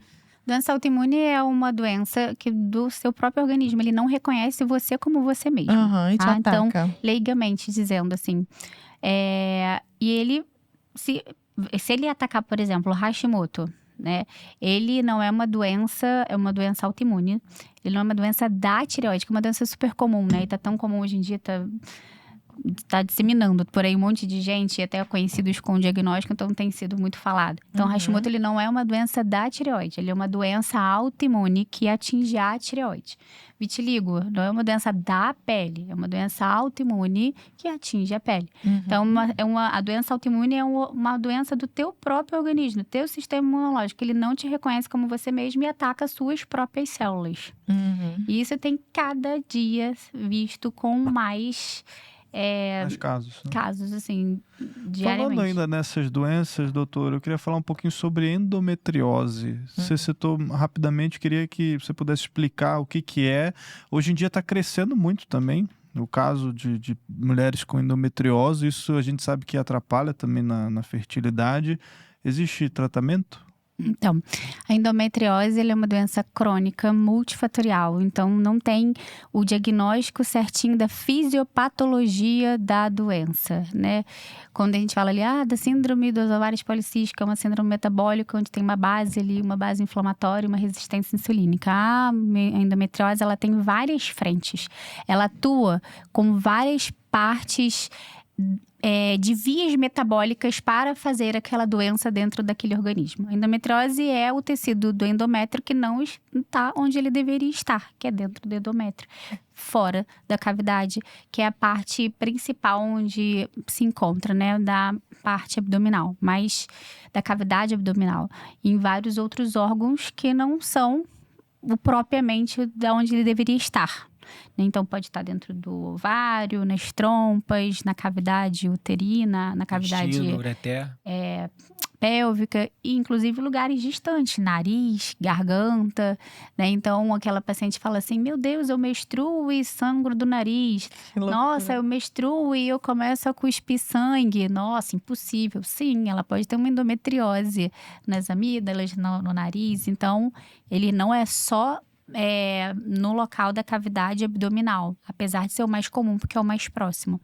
Como ele é uma doença multifatorial, ela tem que ser tratada de uma forma multifatorial. Base principalmente com o ginecologista, a medicina metabólica e funcional, com o nutricionista, com o psicólogo, porque muitas vezes essa mulher, ela quer engravidar e ela é uma doença que é uma das principais causas de infertilidade feminina. Pior, muitos não são diagnosticados. Muitos são diagnosticados somente quando essa mulher quer engravidar. E muitos também não têm sintoma. Então, passam uma vida inteira, às vezes, sem saber que tem endometriose também. Mas o diagnóstico vem como? O diagnóstico, ele vem clinicamente e por exames de imagem. Mas os exames de imagem também podem não mostrar e ela ter endometriose. E daí seria por um bom ginecologista num toque, né, genital, avaliar. Muitas vezes você consegue pegar. Você pode fazer a laparoscopia também. É laparoscopia diagnóstica. Que você entra com uma câmerazinha na barriga e olha ali algum foco. Mas a clínica é muito florida, né? É uma paciente que tem dor na relação sexual, é uma paciente que tem um sangramento, um fluxo menstrual elevado, é uma paciente que morre de dor na menstruação, é uma paciente que muitas vezes, quando ela está menstruada, ela tem dor para evacuar, ela tem alteração do ciclo do intestino, porque a endometriose, quando ela pega algumas partes do intestino, aquela paciente ela vai ter dor para evacuar no período menstrual. E aquilo ali não pode ser olhado e falado, eu sou síndrome do intestino irritável. Entende? Você tem que ter um olhar mais apurado. O paciente, é o que eu falo, ele grita para você tudo que ele tem. Você só precisa ouvir o que ele tá falando. Tem alguns casos e não banalizar os sintomas. Porque a cólica, por exemplo, no menstrual, ela é algo muito banalizada. Eu estou menstruada, tenho cólica. Normal, você tá menstruada? Não, não é normal. É comum, mas normal não é. Então, você tem que avaliar, né? Não é normal. Não é normal você se sentir cansada. Tô cansado o dia inteiro. Não é normal, tá errado. Tem alguma coisa, você só não foi bem avaliada. Mas vem aqui que alguma coisa tem. É comum você se sentir cansada. Normal não é. Entende? Então, fica essa banalização de sintomas. Por quê? Porque eu sou mãe. Porque eu trabalho. Porque eu tenho que chegar em casa e fazer comida pro meu marido. Porque eu tenho que cuidar do meu marido. Porque eu tenho que vir aqui. Porque eu tenho que ir trabalhar. Aí, você tem 355 mil desculpas para você dar daquele teu cansaço, daquele teus sintomas.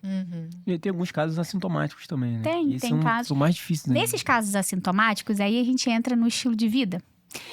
Porque essas pacientes que são assintomáticos de uma doença uma clínica tão exuberante, elas geralmente são aquelas pacientes mais regradas, né? Comem melhor, têm uma dieta anti-inflamatória, mais nutritiva, tem um sono melhor, dorme bem, suplementa. Essas pacientes realmente podem ter, mas também, obviamente, né? Também não entra dentro desse critério, mas não é todo mundo que se encaixa. Mas acaba quando você muda o seu estilo de vida, até é um dos tratamentos, você melhora. Então, as pacientes que são assintomáticas provavelmente já são mais regradinhas desse estilo de vida delas. Agora, pergunta de milhões, Diogo. Existem mesmo alimentos afrodisíacos? Sobre essa conversa fiada. Tô falando assim, a pessoa já tem uma vida boa, regrada, já arrumou tal. O pessoal fala muito de canela, de cúrcuma, chá. Eu me convidando pro próximo podcast. Cabe um outro podcast sobre sexualidade, né? Não tem, gente.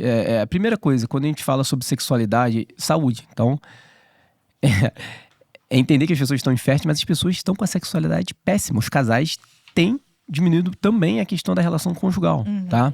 Então, quando a gente fala desse... A frequência e a qualidade. Frequência e qualidade. Então, até para quando a gente aborda esse casal com infertilidade, vocês estão tentando mesmo?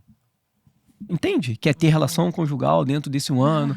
Tentamos uma vez a cada 3 Mas isso é verdade, porque os casais não dormem em horários diferentes. Ou o homem viaja muito, entendeu?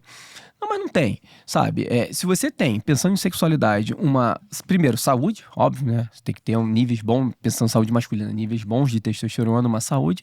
E outra coisa, sexualidade não é algo material, né? Então, tem que entender que a vida conjugal é um encontro de corpo e alma e espírito, né? E aí, isso tudo é folclore. Você tem que se entregar, tanto o homem quanto a mulher ali na cama, né? É algo muito profundo. O problema é que as pessoas não têm a dimensão de uma boa sexualidade, né? Que, enfim, há uma busca absurda sobre prazer. Quando você olha na internet, ainda mais assuntos sobre urologia, é só performance. Exatamente. Então, muitos pacientes também tratam muito a questão da sexualidade. Os caras não têm noção nenhuma sobre performance, tem que performar. E aí? A primeira coisa que eu falo, você sabe... Total. Totalmente. Eu quero entrar nesse assunto. Totalmente. A pergunta que eu falo, você sabe que sua mulher gosta? Do que seu marido gosta? Né? Então, a sexualidade começa no café da manhã, né? Com o agrado com a esposa. Enfim. Entender que a vida sexual é o ápice de um casal. Um dia maravilhoso, que dali... O ápice é ter essa relação sexual, que dali possa vir uma vida, né? Então, é algo muito profundo. Infelizmente, as pessoas não têm ideia do que é um bom sexo. Essa é a realidade. Querem reduzir tudo à canela. Reduzir a canela e performance. Mas aproveitando que já entramos no assunto da pornografia, o consumo de pornografia, ele pode atrapalhar na fertilidade? Totalmente. Eu posso pegar essa bola, né? Total, Joga aí. A treta já começou. Isso é um assunto... Um dos motivos que eu entrei na internet foi muito em relação a isso. Comecei a perceber jovens de 20, 30 anos com disfunção sexual, disfunção erétil, com ejaculação precoce, que é o homem que ejacula muito rápido, diminuição de libido, ou homens que não conseguem ejacular. Então, quando a gente fala sobre disfunção sexual, a ejaculação precoce geralmente é mais novo mesmo, mas vamos falar sobre disfunção erétil, sobre diminuição da libido. Libido é o desejo. Isso é muito comum em homens acima de 50 anos, por causa do nível de testosterona, vai caindo, ou pacientes diabéticos que têm lesão, não vão conseguir. Eu comecei a perceber isso no consultório ali na pandemia.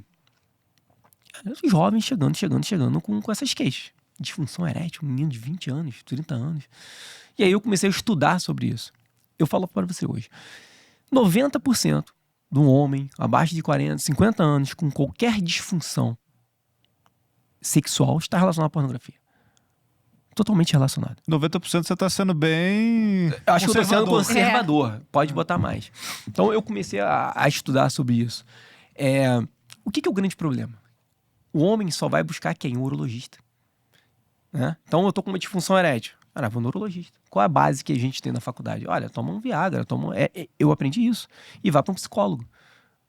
Aí eu senti que ia para um psicólogo, cara, os caras, desculpa, uma linha muito louca uma linha de psicólogos que mandavam se masturbar mais ainda. Eu falei, opa. Aí o momento que eu tive que estudar, uma das ideias de montar a clínica é isso, eu preciso de gente em volta que eu confio para direcionar para um psicólogo. Parar de falar porcaria pro meus Exatamente, pacientes, né? entendeu? Então, caramba, é surreal. Então, a pornografia, ela interage em todas as disfunções sexuais, entende? Então, a disfunção erétil, ou seja, imagina um homem de 20 anos, 30 anos sem ereção. Não, é uma coisa absurda. Não, é É absurdo. a época dele ser transão, assim. Pelo menos ele desejar, não de ele ser, Sim, né? E é legal entender. Existe o sistema de dopamina. Hoje, as pessoas têm falado muito sobre isso na internet, né? Você mantém níveis altos na pornografia ali de dopamina alta, que quando você vai pra relação conjugal, tá aqui embaixo. Você não vai chegar ali. E aí você começa a falhar. Aí E tu acha que tu tem que jogar a fora- mulher pro alto e ficar... A comparação, Exatamente. você compara. Não, e fora que na pornografia, seu esforço é zero. Sim. Pra uma recompensa monstruosa. Muito alta. E no sexo da vida real, você tem que se esforçar pra uma recompensa normal. Começou a falar isso, começaram a ter estudos, isso é recente, há 15 anos mais ou menos nos Estados Unidos. Por que tá recente? Por causa da internet de alta velocidade. A pornografia existiu a vida inteira. Só que antigamente, como é que era? Era na revista, o sistema de recompensa era muito menor. Né? Então você tinha que sair de casa, ir para o jornaleiro. Né? Você olhava ali a revista, era tudo muito menos. Mas você ainda tinha aquela questão de tentar convencer o jornaleiro, né? Ele tinha essa moral ainda nessa época. O estímulo era depois. Você imagina hoje Não, o ainda estímulo... existia também uma questão ali de... Até do Sacrifício. imaginário também. Você pelo menos tinha que pensar em alguma coisa, porque você só tava vendo uma foto parada, né? Você imagina hoje um estímulo de 5 segundos, um impacto visual, sexual enorme que te joga lá em cima, entendeu? Você acostuma com aquilo, o estímulo visual, também com níveis altos de dopamina. Quando você vai para a relação sexual, você não consegue manter. Você começa a comparar corpos, você começa a comparar um monte de coisa. Tem uma síndrome que tem se falado sobre punho de ferro, do homem não conseguir ejacular, porque você imagina o cara 30 anos na masturbação, ele se adapta à apreensão, o pênis, né? A apreensão da mão. Quando vai pra vagina, você não tem a mesma apreensão, né? Então, existe... eu tô falando, dei uma aula de 5 horas lá no Ítalo, falando sobre todas as disfunções sexuais relacionadas à pornografia. Então, você tem o estímulo, que é o visual, né? Que vem pelo sistema nervoso central, e o estímulo periférico, né? Então, o que é o estímulo erótico? É aquele momento que você sente o cheiro, você tá ali com a sua esposa, aquele encanto todo, né? A audição. E aí tem a questão do cortejo, que é o principal, por isso que eu falo, começa no café da manhã, e a parte tátil também, que o homem começa a perder esse estímulo tátil. Imagina 30 anos com uma mão prendendo ele, que esse estímulo tátil na vagina é muito menor. Então, eu tô falando só de fisiologia, gente. Entendeu? E aí fora outras coisas Tá nem morais. em questão moral, né? Nada. Eu tô Exatamente. falando só sobre fisiologia de homens. Isso fora o fato de que é escalável, né? A pessoa começa assistindo a cocaína. um casal e aí, de repente, ele já quer as coisas mais bizarras. Eu peguei um O cara comendo estudo. porco. Eu peguei um estudo que eles comparam com cocaína. E esse autor, ele fala que ele é pior. Porque a cocaína você tem que sair no morro comprar. A pornografia tá Tá aqui. na palma da sua mão. Tá na palma da mão. Então você troca ali o tempo todo. E o seu cérebro faz neuroplasticidade. Ele tá...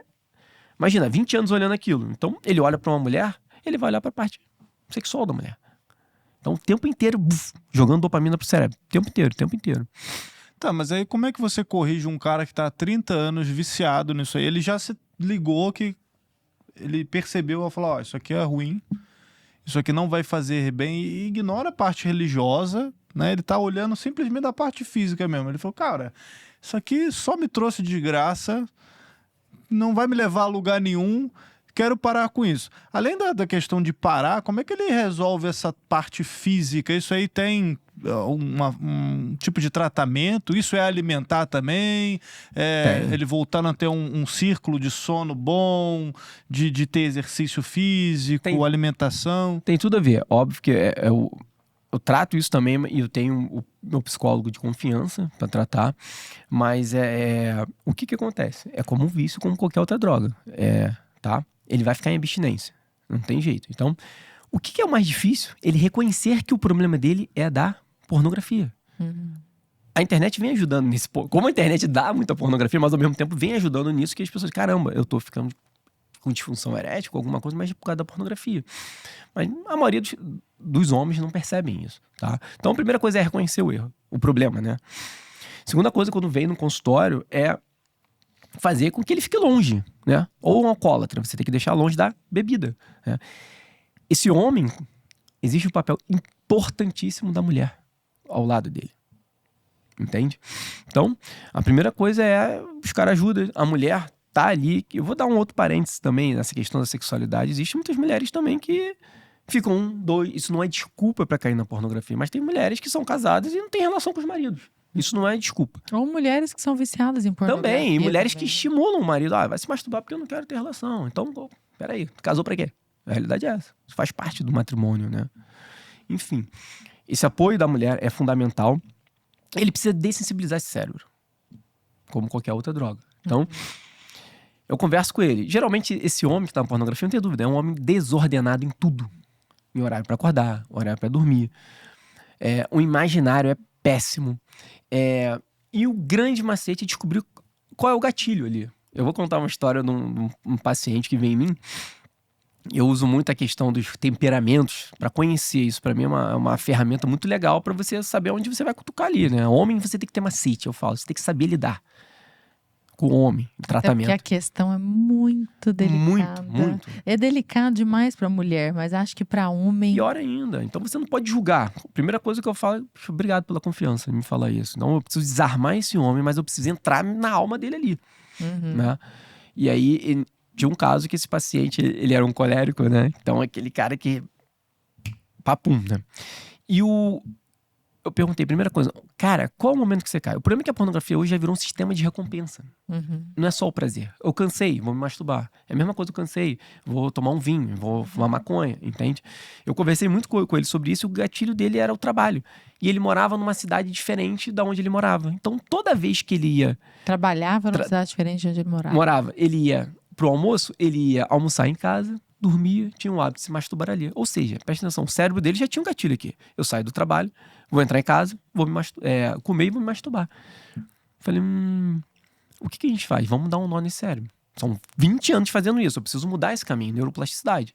Você começa a mudar. Você vai fazer o seguinte, não, você não vai mais para almoçar lá, você precisa... Vai almoçar na rua. Com os amigos, você não pode ficar sozinho, entende? E aí, é impressionante. Esse foi um gatilho, por isso tem que individualizar. Eu falei, você vai fazer isso. E ao mesmo tempo quando você tira a pornografia, o teu cérebro pede, cadê a dopamina? Cadê minha droga? E é um perigo ele sair daqui e cair em outro vício. Entende? Na bebida, na droga. E eu preciso aumentar a dopamina fisiológica. Com o quê? Atividade física. Vamos ordenar. Eu monto os pilares com os pacientes, né? Eu monto um plano de vida, horário para acordar, horário para dormir e tal. Vamos ordenar. Se você não tem ordem, você não tem constância. Esse homem, você olha para um homem na pornografia, ele é um zumbi. É um zumbi. Todo desordenado. Então, primeira coisa é ordenar essa vida, o estilo de vida, voltar ele a produzir uma dopamina fisiológica, porque eu estou tirando a droga do cérebro dele, e identificar o gatilho. O gatilho era esse. O que eu falei para ele? Cara, não vai. Ele voltou uma semana depois, falou... Você olha o semblante diferente. Doutor, eu parei, tem um mês que eu tô sem. Ele quer se masturbar todo dia, várias vezes ao dia. Um mês sem. Eu falei, cara, e aí? Eu vendi o apartamento. Eu falei, é colérico, entendeu? Eu vendi o apartamento, não sei o quê. Então, não quer nem mais saber de entrar na grande. E aí, trazer esse homem pra realidade, entendeu? Pra vida. O problema e existe uma questão não só... A gente só falou agora de fisiologia, né? Neuroplasticidade. Mas existe uma doença da alma ali dentro, né? É um egoísmo. Se ele tem esse egoísmo, ele vai ter uma relação muito grande ali com a concupiscência da carne, que é a relação é a luxúria, a gula e a preguiça. Todos estão relacionados. É o que eu falo, não adianta você agir direto na pornografia se você não sair na preguiça e da gula. Então a gente precisa trazer essas vontades pro intelecto. Então vamos segurar a comida, vamos segurar aqui a preguicinha, demorar para acordar. É surreal, isso funciona. E é óbvio que a relação dele com uma mulher vai ser disfuncional. Totalmente. Né? Não tem Totalmente. possibilidade Muitos de um cara entram viciado em pornografia. Prostíbulos. Com certeza. Tudo entra. E muitos não conseguem engravidar. Eu recebo também muito porque não conseguem ejacular por causa disso. Não consegue ejacular? Não consegue. Mas aí como é que é? A pessoa fica ereta? Ele tem a ereção, ele tem o libido ok, ele tem uma boa ereção, só que ele não consegue chegar ao orgasmo. Lembra que eu te falei? Coisa sofrida, meu Deus do céu. Então o paciente, eles ficam 40 minutos sem tendo relação, não consegue. Tem muito caso assim. Nossa. Por isso que a primeira coisa que eu falei, vocês estão tentando mesmo? Isso é mais comum ou a ejaculação precoce é mais comum? A ejaculação precoce é mais comum. A disfunção erétil é mais comum por causa da idade. Enfim, essa questão que a gente fala da anejaculação é mais raro, tá? Existem algumas doenças fisiológicas que causam isso, mas a pornografia está muito relacionada. Muito Que relacionada. tristeza. Eu posso jogar outra treta na mesa lá? Taca treta, Vai. Arthur. Além Taca de treta. pornografia, Traz o gasolina pessoal- aí. Eu quero saber sobre fumo. Sobre se fumar, o hábito Essa de treta perto da fumar. pornografia é até pequena. Não, é pequena, mas muita gente Não, fuma. mas vou jogar. Ah. E se for charuto? Porque o meio conserva tem Ó, a questão jogamos. charuteira Agora é o charuto, aqui. é. Pode Não, ver. é. Toda Galera- vez a galera vai me perturbar. Abre Pô, uma live, Diogo. acende um charuto. Não. É, porque assim, eu acho que cigarro é unânime. Ninguém vai falar, não, cigarro é ótimo pra... Lógico que não. Você compra Mas- até o rótulo lá e tá escrito, você brocha. Aqui, assim, embaixo. Aí o cara triste, assim, atrás do rótulo. Mas e... Então, o que é o cigarro, né? O cigarro é uma das causas de infertilidade. Então, só pra gente numerar aqui, a principal causa de infertilidade masculina é a varicocele, né? Que são essas veias da bolsa escrotal, que é 40% da causa de infertilidade. Que ela é vista com um exame físico. E dá pra tratar tranquilo, né? Mas isso, por exemplo, eu tive esse problema, fiz cirurgia, fiz o espermograma, E fiz uma normal, filha eu tenho uma linda. filha de 4 anos, nunca Não, tive problema o que eu nenhum, falo... assim. Foi diagnosticado quando eu era adolescente ali, mais novo, acho que até mais novo. É um grande ponto. E aí, Precoce diagnóstico. eu acho que eu fiz a cirurgia, eu tinha 17 anos. Tô com 32, né?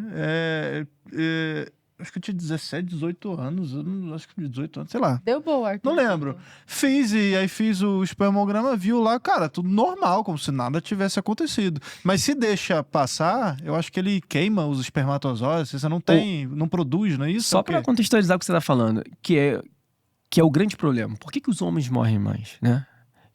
O homem não se cuida. Então existe um gap que eu bato muito sobre isso. A menina sai do pediatra e vai pra onde? Pra ginecologista, o homem. Não tem médico. O homem, agora que a sociedade da urologia tem falado muito sobre, agora, há 10 anos, sobre a questão do detecção precoce, né? Do câncer de próstata, com 40, 50 anos. Esse gap, o homem não vai a médico. Então, quando a gente fala em 50% sobre infertilidade de cada um, eu não tenho dúvida que o homem vai passar a se tornar mais infértil do que a mulher. Esse é um grande ponto. Por quê? Justamente por não buscar. Por que não buscar? Não faz um exame de sangue. Eu percebo homens com 10, 15 anos sem fazer um exame de sangue. Então, a sociedade médica tem que ficar atenta a isso. A gente precisa ter olhar para os jovens. A varicocele é a principal causa, mas ela causa dano. Se você tem 30 anos de varicocele, são essas veias na bolsa escrotal, tá? Que ela aumenta a temperatura da bolsa escrotal. Então, o testículo é um órgão fora do corpo.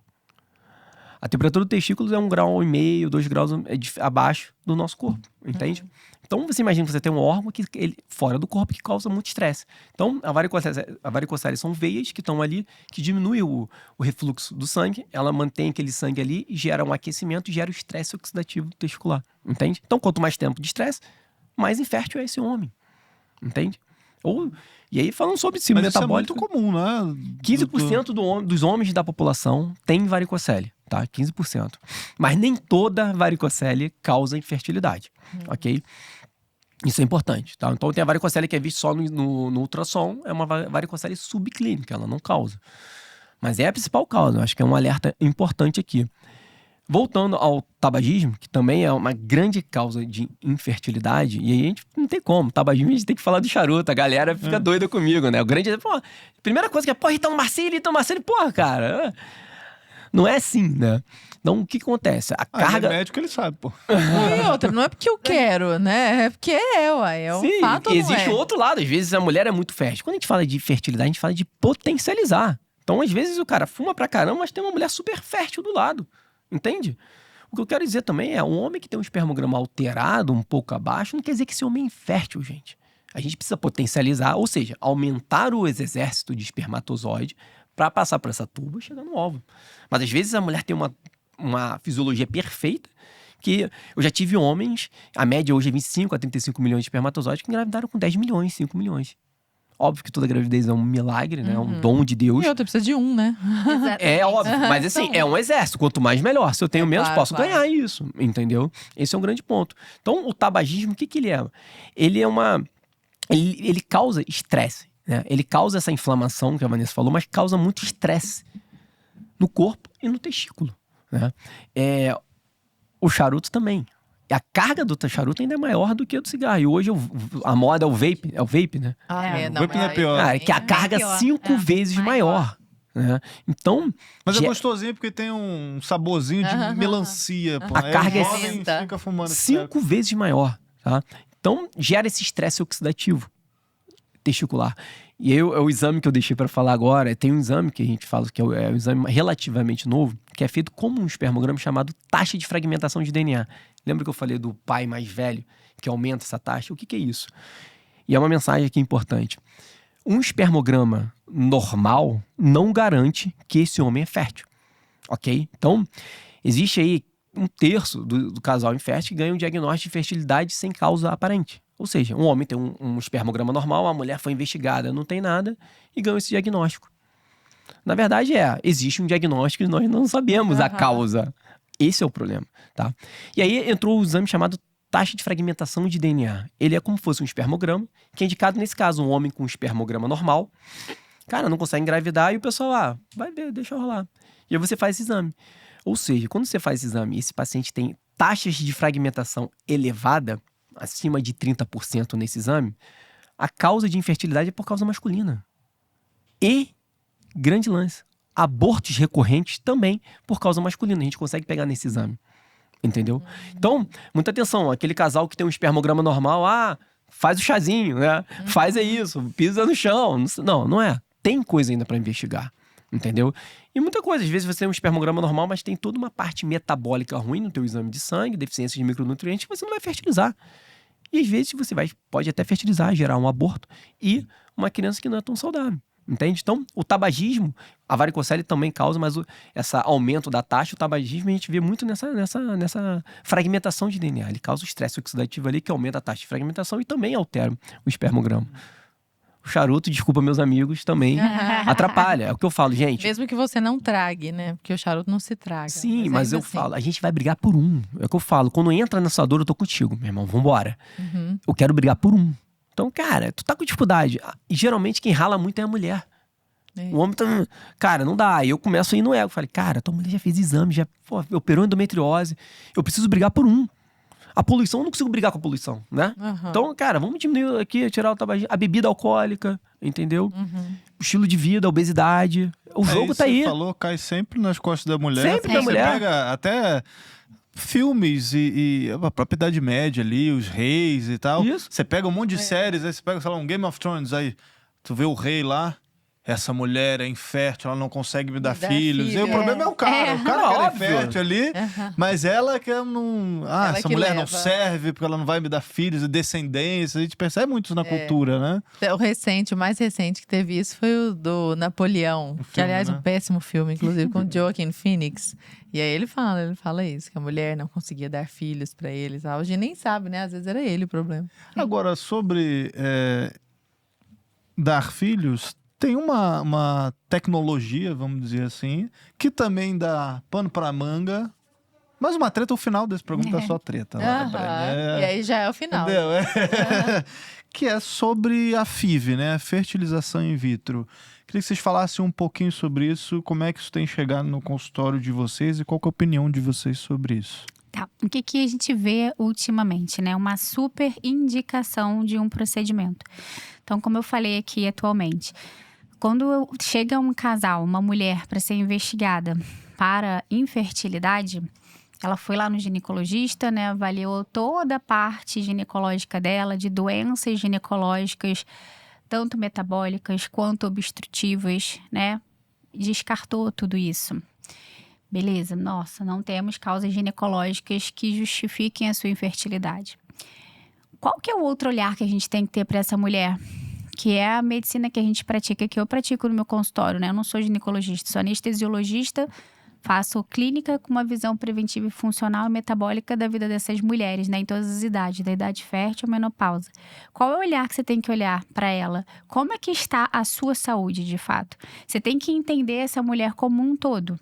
Você já foi no seu ginecologista, quando elas chegam pra gente lá na clínica, ela passa ali pelo Felipe, né? O Felipe avaliou ela da parte ginecológica, não tem nada, né? Passa pra gente como que essa paciente, ela tá da parte metabólica dela. Você tem que entender que essa mulher, ela funciona do fio de cabelo do pé. Ela tem vários sistemas e órgãos que interferem na qualidade de vida dela e na saúde dela como um todo, inclusive na fertilidade. Só que muitas vezes, Arthur, a gente buscar a saúde de fato, olhar essa tireoide, olhar a deficiência de micronutrientes importante, ver se realmente você tem uma doença autoimune, se essa doença autoimune ela está ajustada ou não está ajustada, que esteja impactando na fertilidade dela. Eu realmente te examinar. Hoje em dia, quem é o médico que examina um paciente? E a gente pega muitas coisas que às vezes o meu paciente ele não fala comigo, ou que eu não vejo dentro de um consultório, eu consigo pegar examinando esse paciente clinicamente, aventando várias hipóteses diagnósticas, porque eu examinei ele. Então, é muito mais trabalhoso você fazer isso do que você chegar e falar assim, olha só, a parte ginecológica tá tudo ok, seu marido tem espermograma normal, teu problema agora só pode ser resolvido com um procedimento. Então, não estou entrando nem na parte moral da história da fertilização in vitro. Eu tô falando da parte... Congelar os óvulos. Exatamente, da parte técnica. Há uma hiperindicação, sim, né, de um procedimento. Por falta, muitas vezes, de um olhar muito global para a saúde desse casal. E do homem. Olha o que a Lara acabou de falar. Você ficou 2 anos tentando engravidar, quem foi que olhou pro seu marido? Ou se no máximo fez um espermograma que estava normal e que não quer dizer. Quem foi que fez uma taxa de fragmentação espermática no teu marido? E teu marido é humano, homem. Ele também tem hipotiroidismo, ele também tem estetose hepática, ele também tem resistência insulínica, ele também tem deficiência de micronutrientes importantes, ele também tem deficiência hormonal. Quem foi que olhou esta parte metabólica do homem também? Entende? Então, o que a gente vê hoje é tudo, a gente vive num mundo hedonista, né? Totalmente relativista, onde tá tudo no automático. Ter filho também virou uma coisa automática. Eu quero ter filho hoje, entendeu? Então, eu vou olhar e aí são questões bilaterais, muitas vezes, do paciente, né? Do homem, da mulher que deseja ter filho e do outro lado, do médico. Então, é sempre aquela solução mais rápida, pronta. Olha, aqui você não tem nada, sempre cai nessa do que o Diogo falou, da infertilidade sem causa aparente. E quanto mais a gente estuda sobre esse assunto, mais a gente vê que de causa sem causa realmente não é realmente que não foi avaliada ou identificada ou diagnosticada, porque causa tem. E acaba virando essa hiperindicação de um procedimento, que aí também acomete vários outros problemas morais e técnicos, né? Porque são vidas, são vários congelados, são os embriões que ficam lá, né? E eu não sei até que ponto também quem faz tem essa percepção ou essa maturidade de profundidade mesmo para entender o que está acontecendo ali, sabe? E acaba que vira um comércio, vira brincar de Deus de fato, porque você pode escolher tudo e você quer escolher o sexo, aí se você não quer um menino, eu quero agora uma menina, e a vida não Quantos filhos assim. você quer ter? Adoro quando perguntam isso. Quantos filhos você... Como se fosse assim, você que vai ter, Você quer escolher a cor do cabelo, a cor do olho. É um brincando de The Sims, é um lado muito difícil, né? É duro o que eu vou falar, mas um filho não é um direito nosso. Não é um direito. É um dom. É um dom. Mas... E acaba que muitos casais, muitas mulheres entram nessa paranoia, né? Existem clínicas sérias, tá? Que fazem, enfim. E aí, eu não tô falando sobre moral não, mas o que eu bato muito são alguns colegas que brincam com o sonho das pessoas, tá? Casos que eu peguei homem com 140 quilos indicaram para fazer fertilização in vitro. 2, 3, 4 vezes. Isso é um absurdo. Isso é um absurdo. Entendeu? Um absurdo. Os grandes estudos hoje que a gente fala sobre estilo de vida é muito relacionado com esse pessoal que faz fertilização in vitro, porque eles estudam muito pro negócio dar certo, vamos dizer assim. Entende? Cara, isso é surreal. Entendeu? Isso aí, quando vem... E tem pessoas que brincam com sonho, entendeu? 20, 30, galera deixa um apartamento pra isso e não olham a saúde do homem, não olham a saúde da mulher. Uma alteraçãozinha aqui, não, você já tem que fazer. A mulher bateu 40 anos, já era. A gente observa lá na clínica que acaba que nós somos o final do túnel ali, cara, a última chance. Eles vêm e o que dói, assim, que eu vejo, que eu sofro com o casal, a falta de acolhimento, sabe? A pressão em cima da mulher. Você tem 40 anos, um homem tem uma mínima alteração do espermograma, não vai dar uma motilidade ruim. Cara, se tem, a gente vai tratar a origem. Mas a grande questão é, eu não te garanto que você vai ter um filho. Eu não te garanto. Tá? Eu vou tentar a tua saúde. Decide. Não é ninguém que decide. Só pra vocês terem uma ideia sobre saúde que a gente tá falando aqui, o espermograma tá começando a ser um parâmetro de saúde masculina. Ou seja, um espermograma ruim é sinal que o homem não tem saúde. E aí você vai implantar esse espermograma mais ou menos, mesmo que lá na clínica você faça todo um descarte, que seja, não sei o que é, e implanta. Entendeu? Então, existem sonhos ali das pessoas algumas pessoas que, infelizmente, brincam com isso. Não são todos, né? A mensagem é que não são todos. Existem pessoas muito sérias que fazem, né, o que a gente faz, mas o que lá na nossa clínica, na Ânima, o nosso foco é isso, é trazer essa fertilidade. Já tivemos vários casais que já fizeram FIV 2, 3 vezes e não conseguiram engravidar. E a gente com essa equipe multidisciplinar, com ginecologista, com a Vanessa na medicina funcional, a gente precisa de um psicólogo, um nutricionista, todo fisioterapeuta pélvico, a gente com essa equipe, cara, conseguiram engravidar. Não é milagre. Não foi milagre isso. É trabalho, né? É trabalho, resiliência e ordenar. Eu acho que hoje, né, a nossa grande dificuldade com nossos pacientes é ordenar a vida das pessoas. Horário pra dormir, é pegar na mão e sentir, cara, eu tô contigo. Mas você vai fazer isso. Que horas você trabalha, que horas você acorda, eu monto todo um plano de vida. Você vai acordar, cara, acorda, oferece teu dia a Deus, né? Ordena o teu dia. Vai. Academia, melhor horário pra treinar de manhã, que horas é o teu trabalho? Então, dá um tempo de você trabalhar à noite, deu 7h30 da noite, começa a desacelerar. Desliga o celular. A alimentação tem a ver, 2h30 antes, desliga o celular, deu 9h da noite. Cara, se você faz uma leitura espiritual, joga pra noite, que você vai desacelerando. Entende? Então, essa é a função do médico. De pegar o paciente na mão e buscar. Mas isso é meio chato, né? A gente não aprende na medicina, essa é a realidade. Então, essa é a nossa ideia lá na clínica, de buscar isso e formar novos médicos com esse intuito, né? E lembrando que, assim, a infertilidade, ela não é uma doença, né? Eu tenho uma doença chamada infertilidade. Não, existem várias doenças que podem levar à infertilidade. Então, infertilidade é o quê? É um sintoma, né? Como você falou, o normal é você ter filhos. Se você não tem filhos, existe um problema. E esse problema, ele tem que ser avaliado. Você tem que olhar essa mulher com um olhar. Essa mulher não tem saúde. Eu preciso entender o que está acontecendo. A fertilidade na mulher também, a partir dos 40 anos, por exemplo, também hoje em dia é um fator, um marcador de longevidade, né, de saúde dessa mulher. Então, entender que a gente precisa buscar saúde, entender o que está acontecendo. Quantas vezes a gente não pega lá na clínica uma paciente que já passou por inúmeros médicos com indicação de FIV, que foi o que até a gente conversou lá logo no iniciozinho, e que engravidam com a gente, né? Que passam por todo o acolhimento lá da clínica e engravidam. Ah, foi milagre, foi o ferro venoso. Foi o pé no chão, não? Foi a vitamina D, sabe? Foi o pé no chão, Golinha chazinho, a gola alta. Não.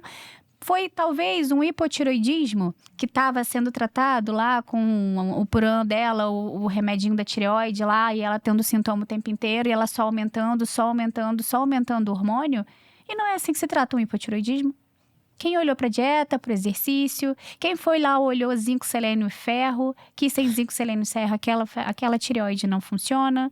E ela estava lá só aumentando o hormônio, cheia de sintomas, um dos sintomas não ovulando de forma adequada e impactando na fertilidade, e tem um diagnóstico de FIV, você pega essa mulher, você coloca ela, ordena a vida dela para melhorar a alimentação, o exercício físico, o sono, você suplementa todos os micronutrientes que estão faltando, você faz aquela tireoide funcionar direito e ela engravida.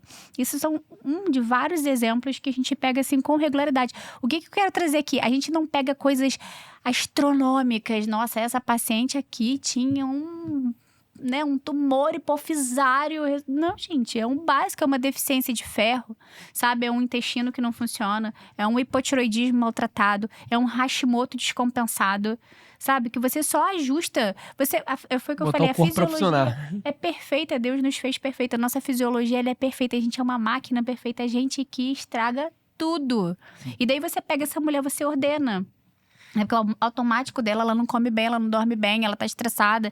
E aquilo ali começa a virar um estresse, mais um estresse, né? Porque a partir do momento que ela botou na cabeça dela que ela quer ser mãe, o foco virou aquilo ali. E aí começa a piorar o casamento. Porque a relação sexual agora é só no dia fértil, né? Aí começa aquela coisa mecânica do casamento, aquela relação sexual mecanizada, né? E aí o matrimônio, que já é uma família, que é um marido e uma mulher, começa a se tornar aquela coisa super mecânica, né? E você não tem nem... A mulher, ela marca a hora para ter relação sexual e aquilo ali... E o homem, daqui a pouco também, já não tem Eu Já tem pego hora muitos marcada, homens com disfunção erétil por causa disso, sexual. sabia? É mesmo. Com libido de tanto ruim, por estresse. causa da pressão. Por causa da pressão da Hoje tem mulher. relação, entende? Aí o cara, meu Deus. Caramba. E aí Tudo o tem uma Diogo- finalidade. Quando você perde essa finalidade, as coisas vão dar zebra, né? Então, eu pego muito homem com libido, ou seja, desejo ruim, com disfunção erétil, por essa pressão de, tá Não, ovulando, hoje tem que ter, eu não posso falhar, não posso falhar. Aí o cara já tá pensando Já ali tá previamente, pensando. ele, não pode... Tem homem não que tem posso falhar, não posso aplicativo falhar, da- na hora chega ali... Semana eu peguei um homem que tinha um aplicativo da menina, eu falei, cara, óbvio que você precisa ter relação ali, mas, cara, tinha o aplicativo dela, eu falei, cara, esquece isso, pelo amor de Deus. Não, além de ter relação, assim, as pessoas, o que eu mais vejo hoje em dia é que as pessoas, elas não se autoconhecem, não sabem nada delas mesmas, né? Que é o que eu tô falando pra você. Você vive cansada, e é normal, não é normal. Mas aí você pergunta assim, quanto tempo você tá cansada? Ah, muito tempo, mas eu trabalho, mais não sei o quê, mais eu tenho filho, mais meu chefe é isso, mais não sei o que lá. As pessoas não se autoconhecem, elas não sabem nem o ciclo delas. Então, a Não primeira sabe quando coisa que eu ovula, pergunto, não não sabe. faz a menor ideia. Eu tenho ali o aplicativo, então eu olho ali. O aplicativo é uma tabelinha praticamente. Aquilo ali é pra você, pra mim, pra nós duas, pro mundo, pra todas as mulheres. Faz uma conta ali, diminui, divide por 2, dá 14 o ciclo. Não é assim que funciona. Nossa. Né? Ela não entende nem qual é o momento que ela está mais fértil. E isso aí faz toda a diferença. Porque se você parar pra pensar, você tem ali uma chance no mês, né? Que é seu Exatamente. período fértil em 12 Eu meses. fiz o Creighton, aprendi a Sim. fazer o Muito Creighton. legal. E o Creighton foi muito útil para eu conseguir engravidar, né, nas 2 vezes. Mas ele foi mais útil ainda para eu relaxar, sabe? E Assim, é legal, o homem participa. o homem participa e você sabe exatamente o que tá acontecendo. Então, às vezes eu acordava um pouquinho mais mal-humorada. Peraí, novos fora, faz uma conta, fala, já sei. Ó, o maridão, cuidado, dá chocolate. Exatamente. Isso é legal. Sabe? Isso é incrível. Essa questão do autoconhecimento é fantástica. E a gente viu aqui, Lara, que não há um segredo por Não, trás. Ah, coisa fertilidade. mirabolante. Eu queria aproveitar esse momento final que vocês, claro, dissessem suas redes sociais, como as pessoas encontram vocês na internet, continuam consumindo esse conteúdo. E uma mensagem, eu acho que para esses casais jovens, até para os que estão tentando também há muito tempo, uma mensagem aí de esperança, porque eu acho que tem caminho, tem tratamento, tem técnica, mas precisa também ter essa força de vontade das pessoas de quererem mudar os hábitos, sejam alimentares, os hábitos de sono, etc. Coragem de mensagem reconhecer. Uma mensagem final para essa galera que está buscando ter filhos. A sua câmera, Diogo, é essa aqui. E Maravilha. a sua, Vanessa, é essa aqui. Então, vou começar, né? Homens, né? A primeira mensagem, na verdade, é que cuidem da saúde. Esse é o grande momento. Porque, é o que eu acabei de falar, a fertilidade, ele não vai começar quando você quer ter filho. Ele começa antes, lá atrás. Então, já é uma atenção para os pais. Já darem uma boa alimentação, um bom estilo de vida para essas crianças. Isso vai impactar 10 anos depois. Depois as pessoas querem correr lá na frente. Então, atenção, homens. Cuidem da sua saúde. Os jovens já começam a fazer exame de sangue, ter rotina, todo ano fazer o exame de sangue. As mulheres não fazem exame de sangue, então todo ano fazer uma rotina de exame de sangue. O famoso check-up. O check-up, passar pelo urologista, fazer o exame físico para avaliar varicocele. Sabe? História clínica, isso é fundamental. E agora pro casal, né? Cuidem-se os dois, né? E um apoia o outro. Esse momento é um momento que é difícil. Eu já tive casos que eu chorei com o paciente, sabe? Eu sou sanguíneo, né? Então, cara, começa aquilo ali, eu falei, cara, sabe? Aquela entrega, mas é um momento muito do casal se unir. Porque às vezes o homem é melhor na atividade física, a mulher na alimentação. Um acorda mais cedo, o outro não. Então é um momento que o casal precisa se unir para chegar nesse bem, nesse sonho, né? Agora, você tendo bom estilo de vida, você vai sair muito à frente. Existe saída, sim. Não é um milagre, é o que a gente sempre fala.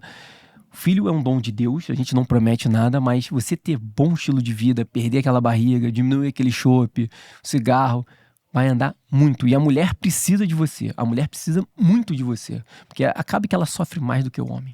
Tuas redes sociais? Dr.DiogoVink, W-I-N-K. É isso, né? Porque eu já fui, porque eu fui banido. da outra. Aí ele perdeu a conta, agora a gente começou uma isso, né, outra amor? Ela vai estar conta. aparecendo na tela aí. É. E você, Vanessa? O meu recado, né? Falando como Diogo, mas voltado até para as mães. Porque uma alegria que eu tenho muito grande é quando as mães começam a trazer adolescentes no consultório para a gente avaliar toda essa parte metabólica.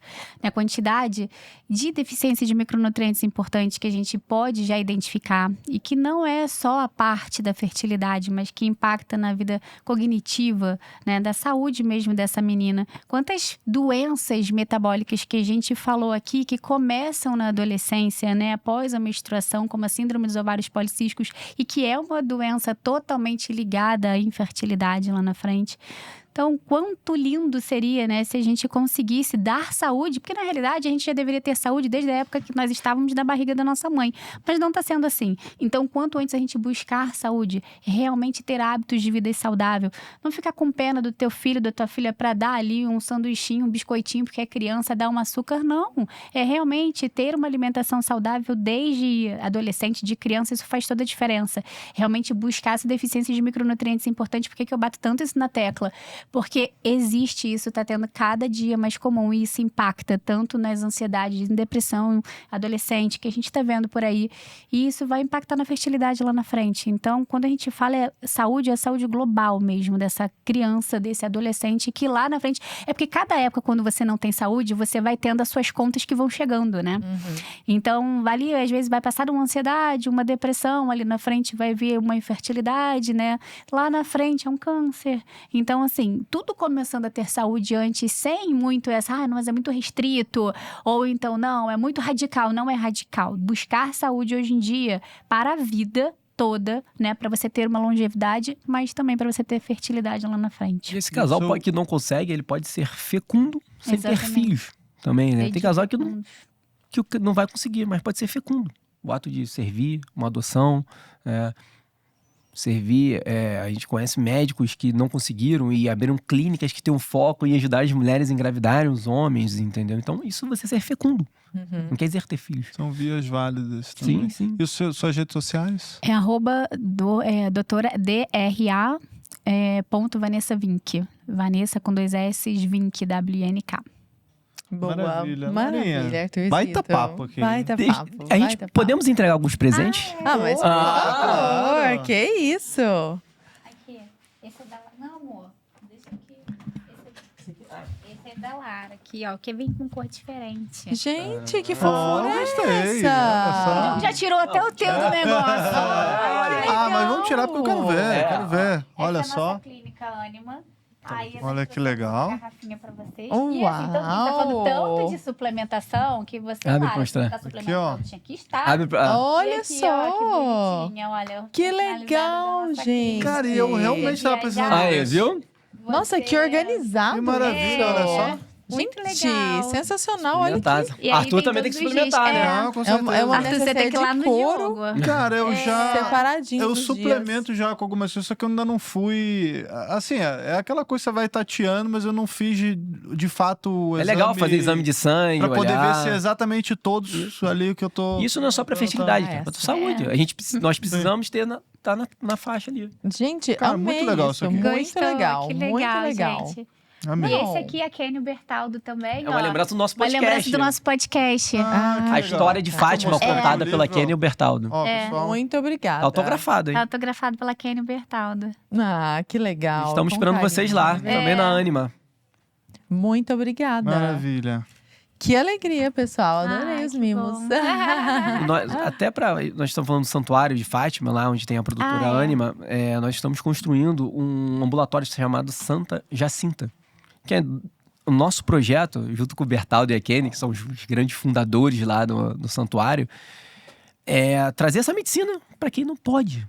Então a ideia é a gente tem um projeto de atender 30 mil pessoas por ano lá. Nossa, que legal. E domingo agora, quem estiver no Rio... Ah, não, se bem que vai ser pra frente, né? Mas vai ter, na verdade, uma bênção lá. Que nós criamos um oratório dentro do ambulatório. São 10 salas, com todas, vai ser a coisa mais linda que tem.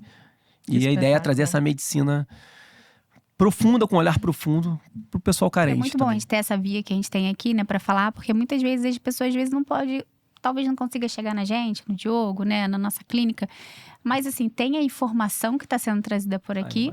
E lá no Rio, o que a gente quis fazer? A gente montou esse ambulatório, tem 500 metros quadrados. Por exemplo, todos os médicos da nossa clínica vão trabalhar lá, vão doar um horáriozinho para trabalhar, né? Então, são todos médicos muito bons, muito bem formados. A Priscila que vão estar tá no lá. grupo. A Priscila Antunes Que vai estar lá com a legal. gente também. Ou seja, o Felipe vai estar lá com a gente. Ou seja, todo mundo doando o seu tempinho e fazendo um trabalho para uma população que não pode pagar o serviço que a gente oferece, né? E quem quiser, médico, participar, pode procurar a gente nas Exatamente. redes sociais. Que Lá no Rio de Janeiro, estamos captando. presencial, se algum médico quiser trabalhar com a gente lá no nosso, Ó, que maravilha. na nossa clínica. Maravilha. Baita papo. Baita papo. Eu adorei, eu acho que o pessoal de casa também. Não, mas eu não tenho dúvida. Só se tiver muito mau gosto. Queridos, muito obrigada. Obrigada, Diogo. Obrigada, Vanessa. E obrigada a você que nos acompanhou aqui mais uma vez. Um beijo e até semana que vem.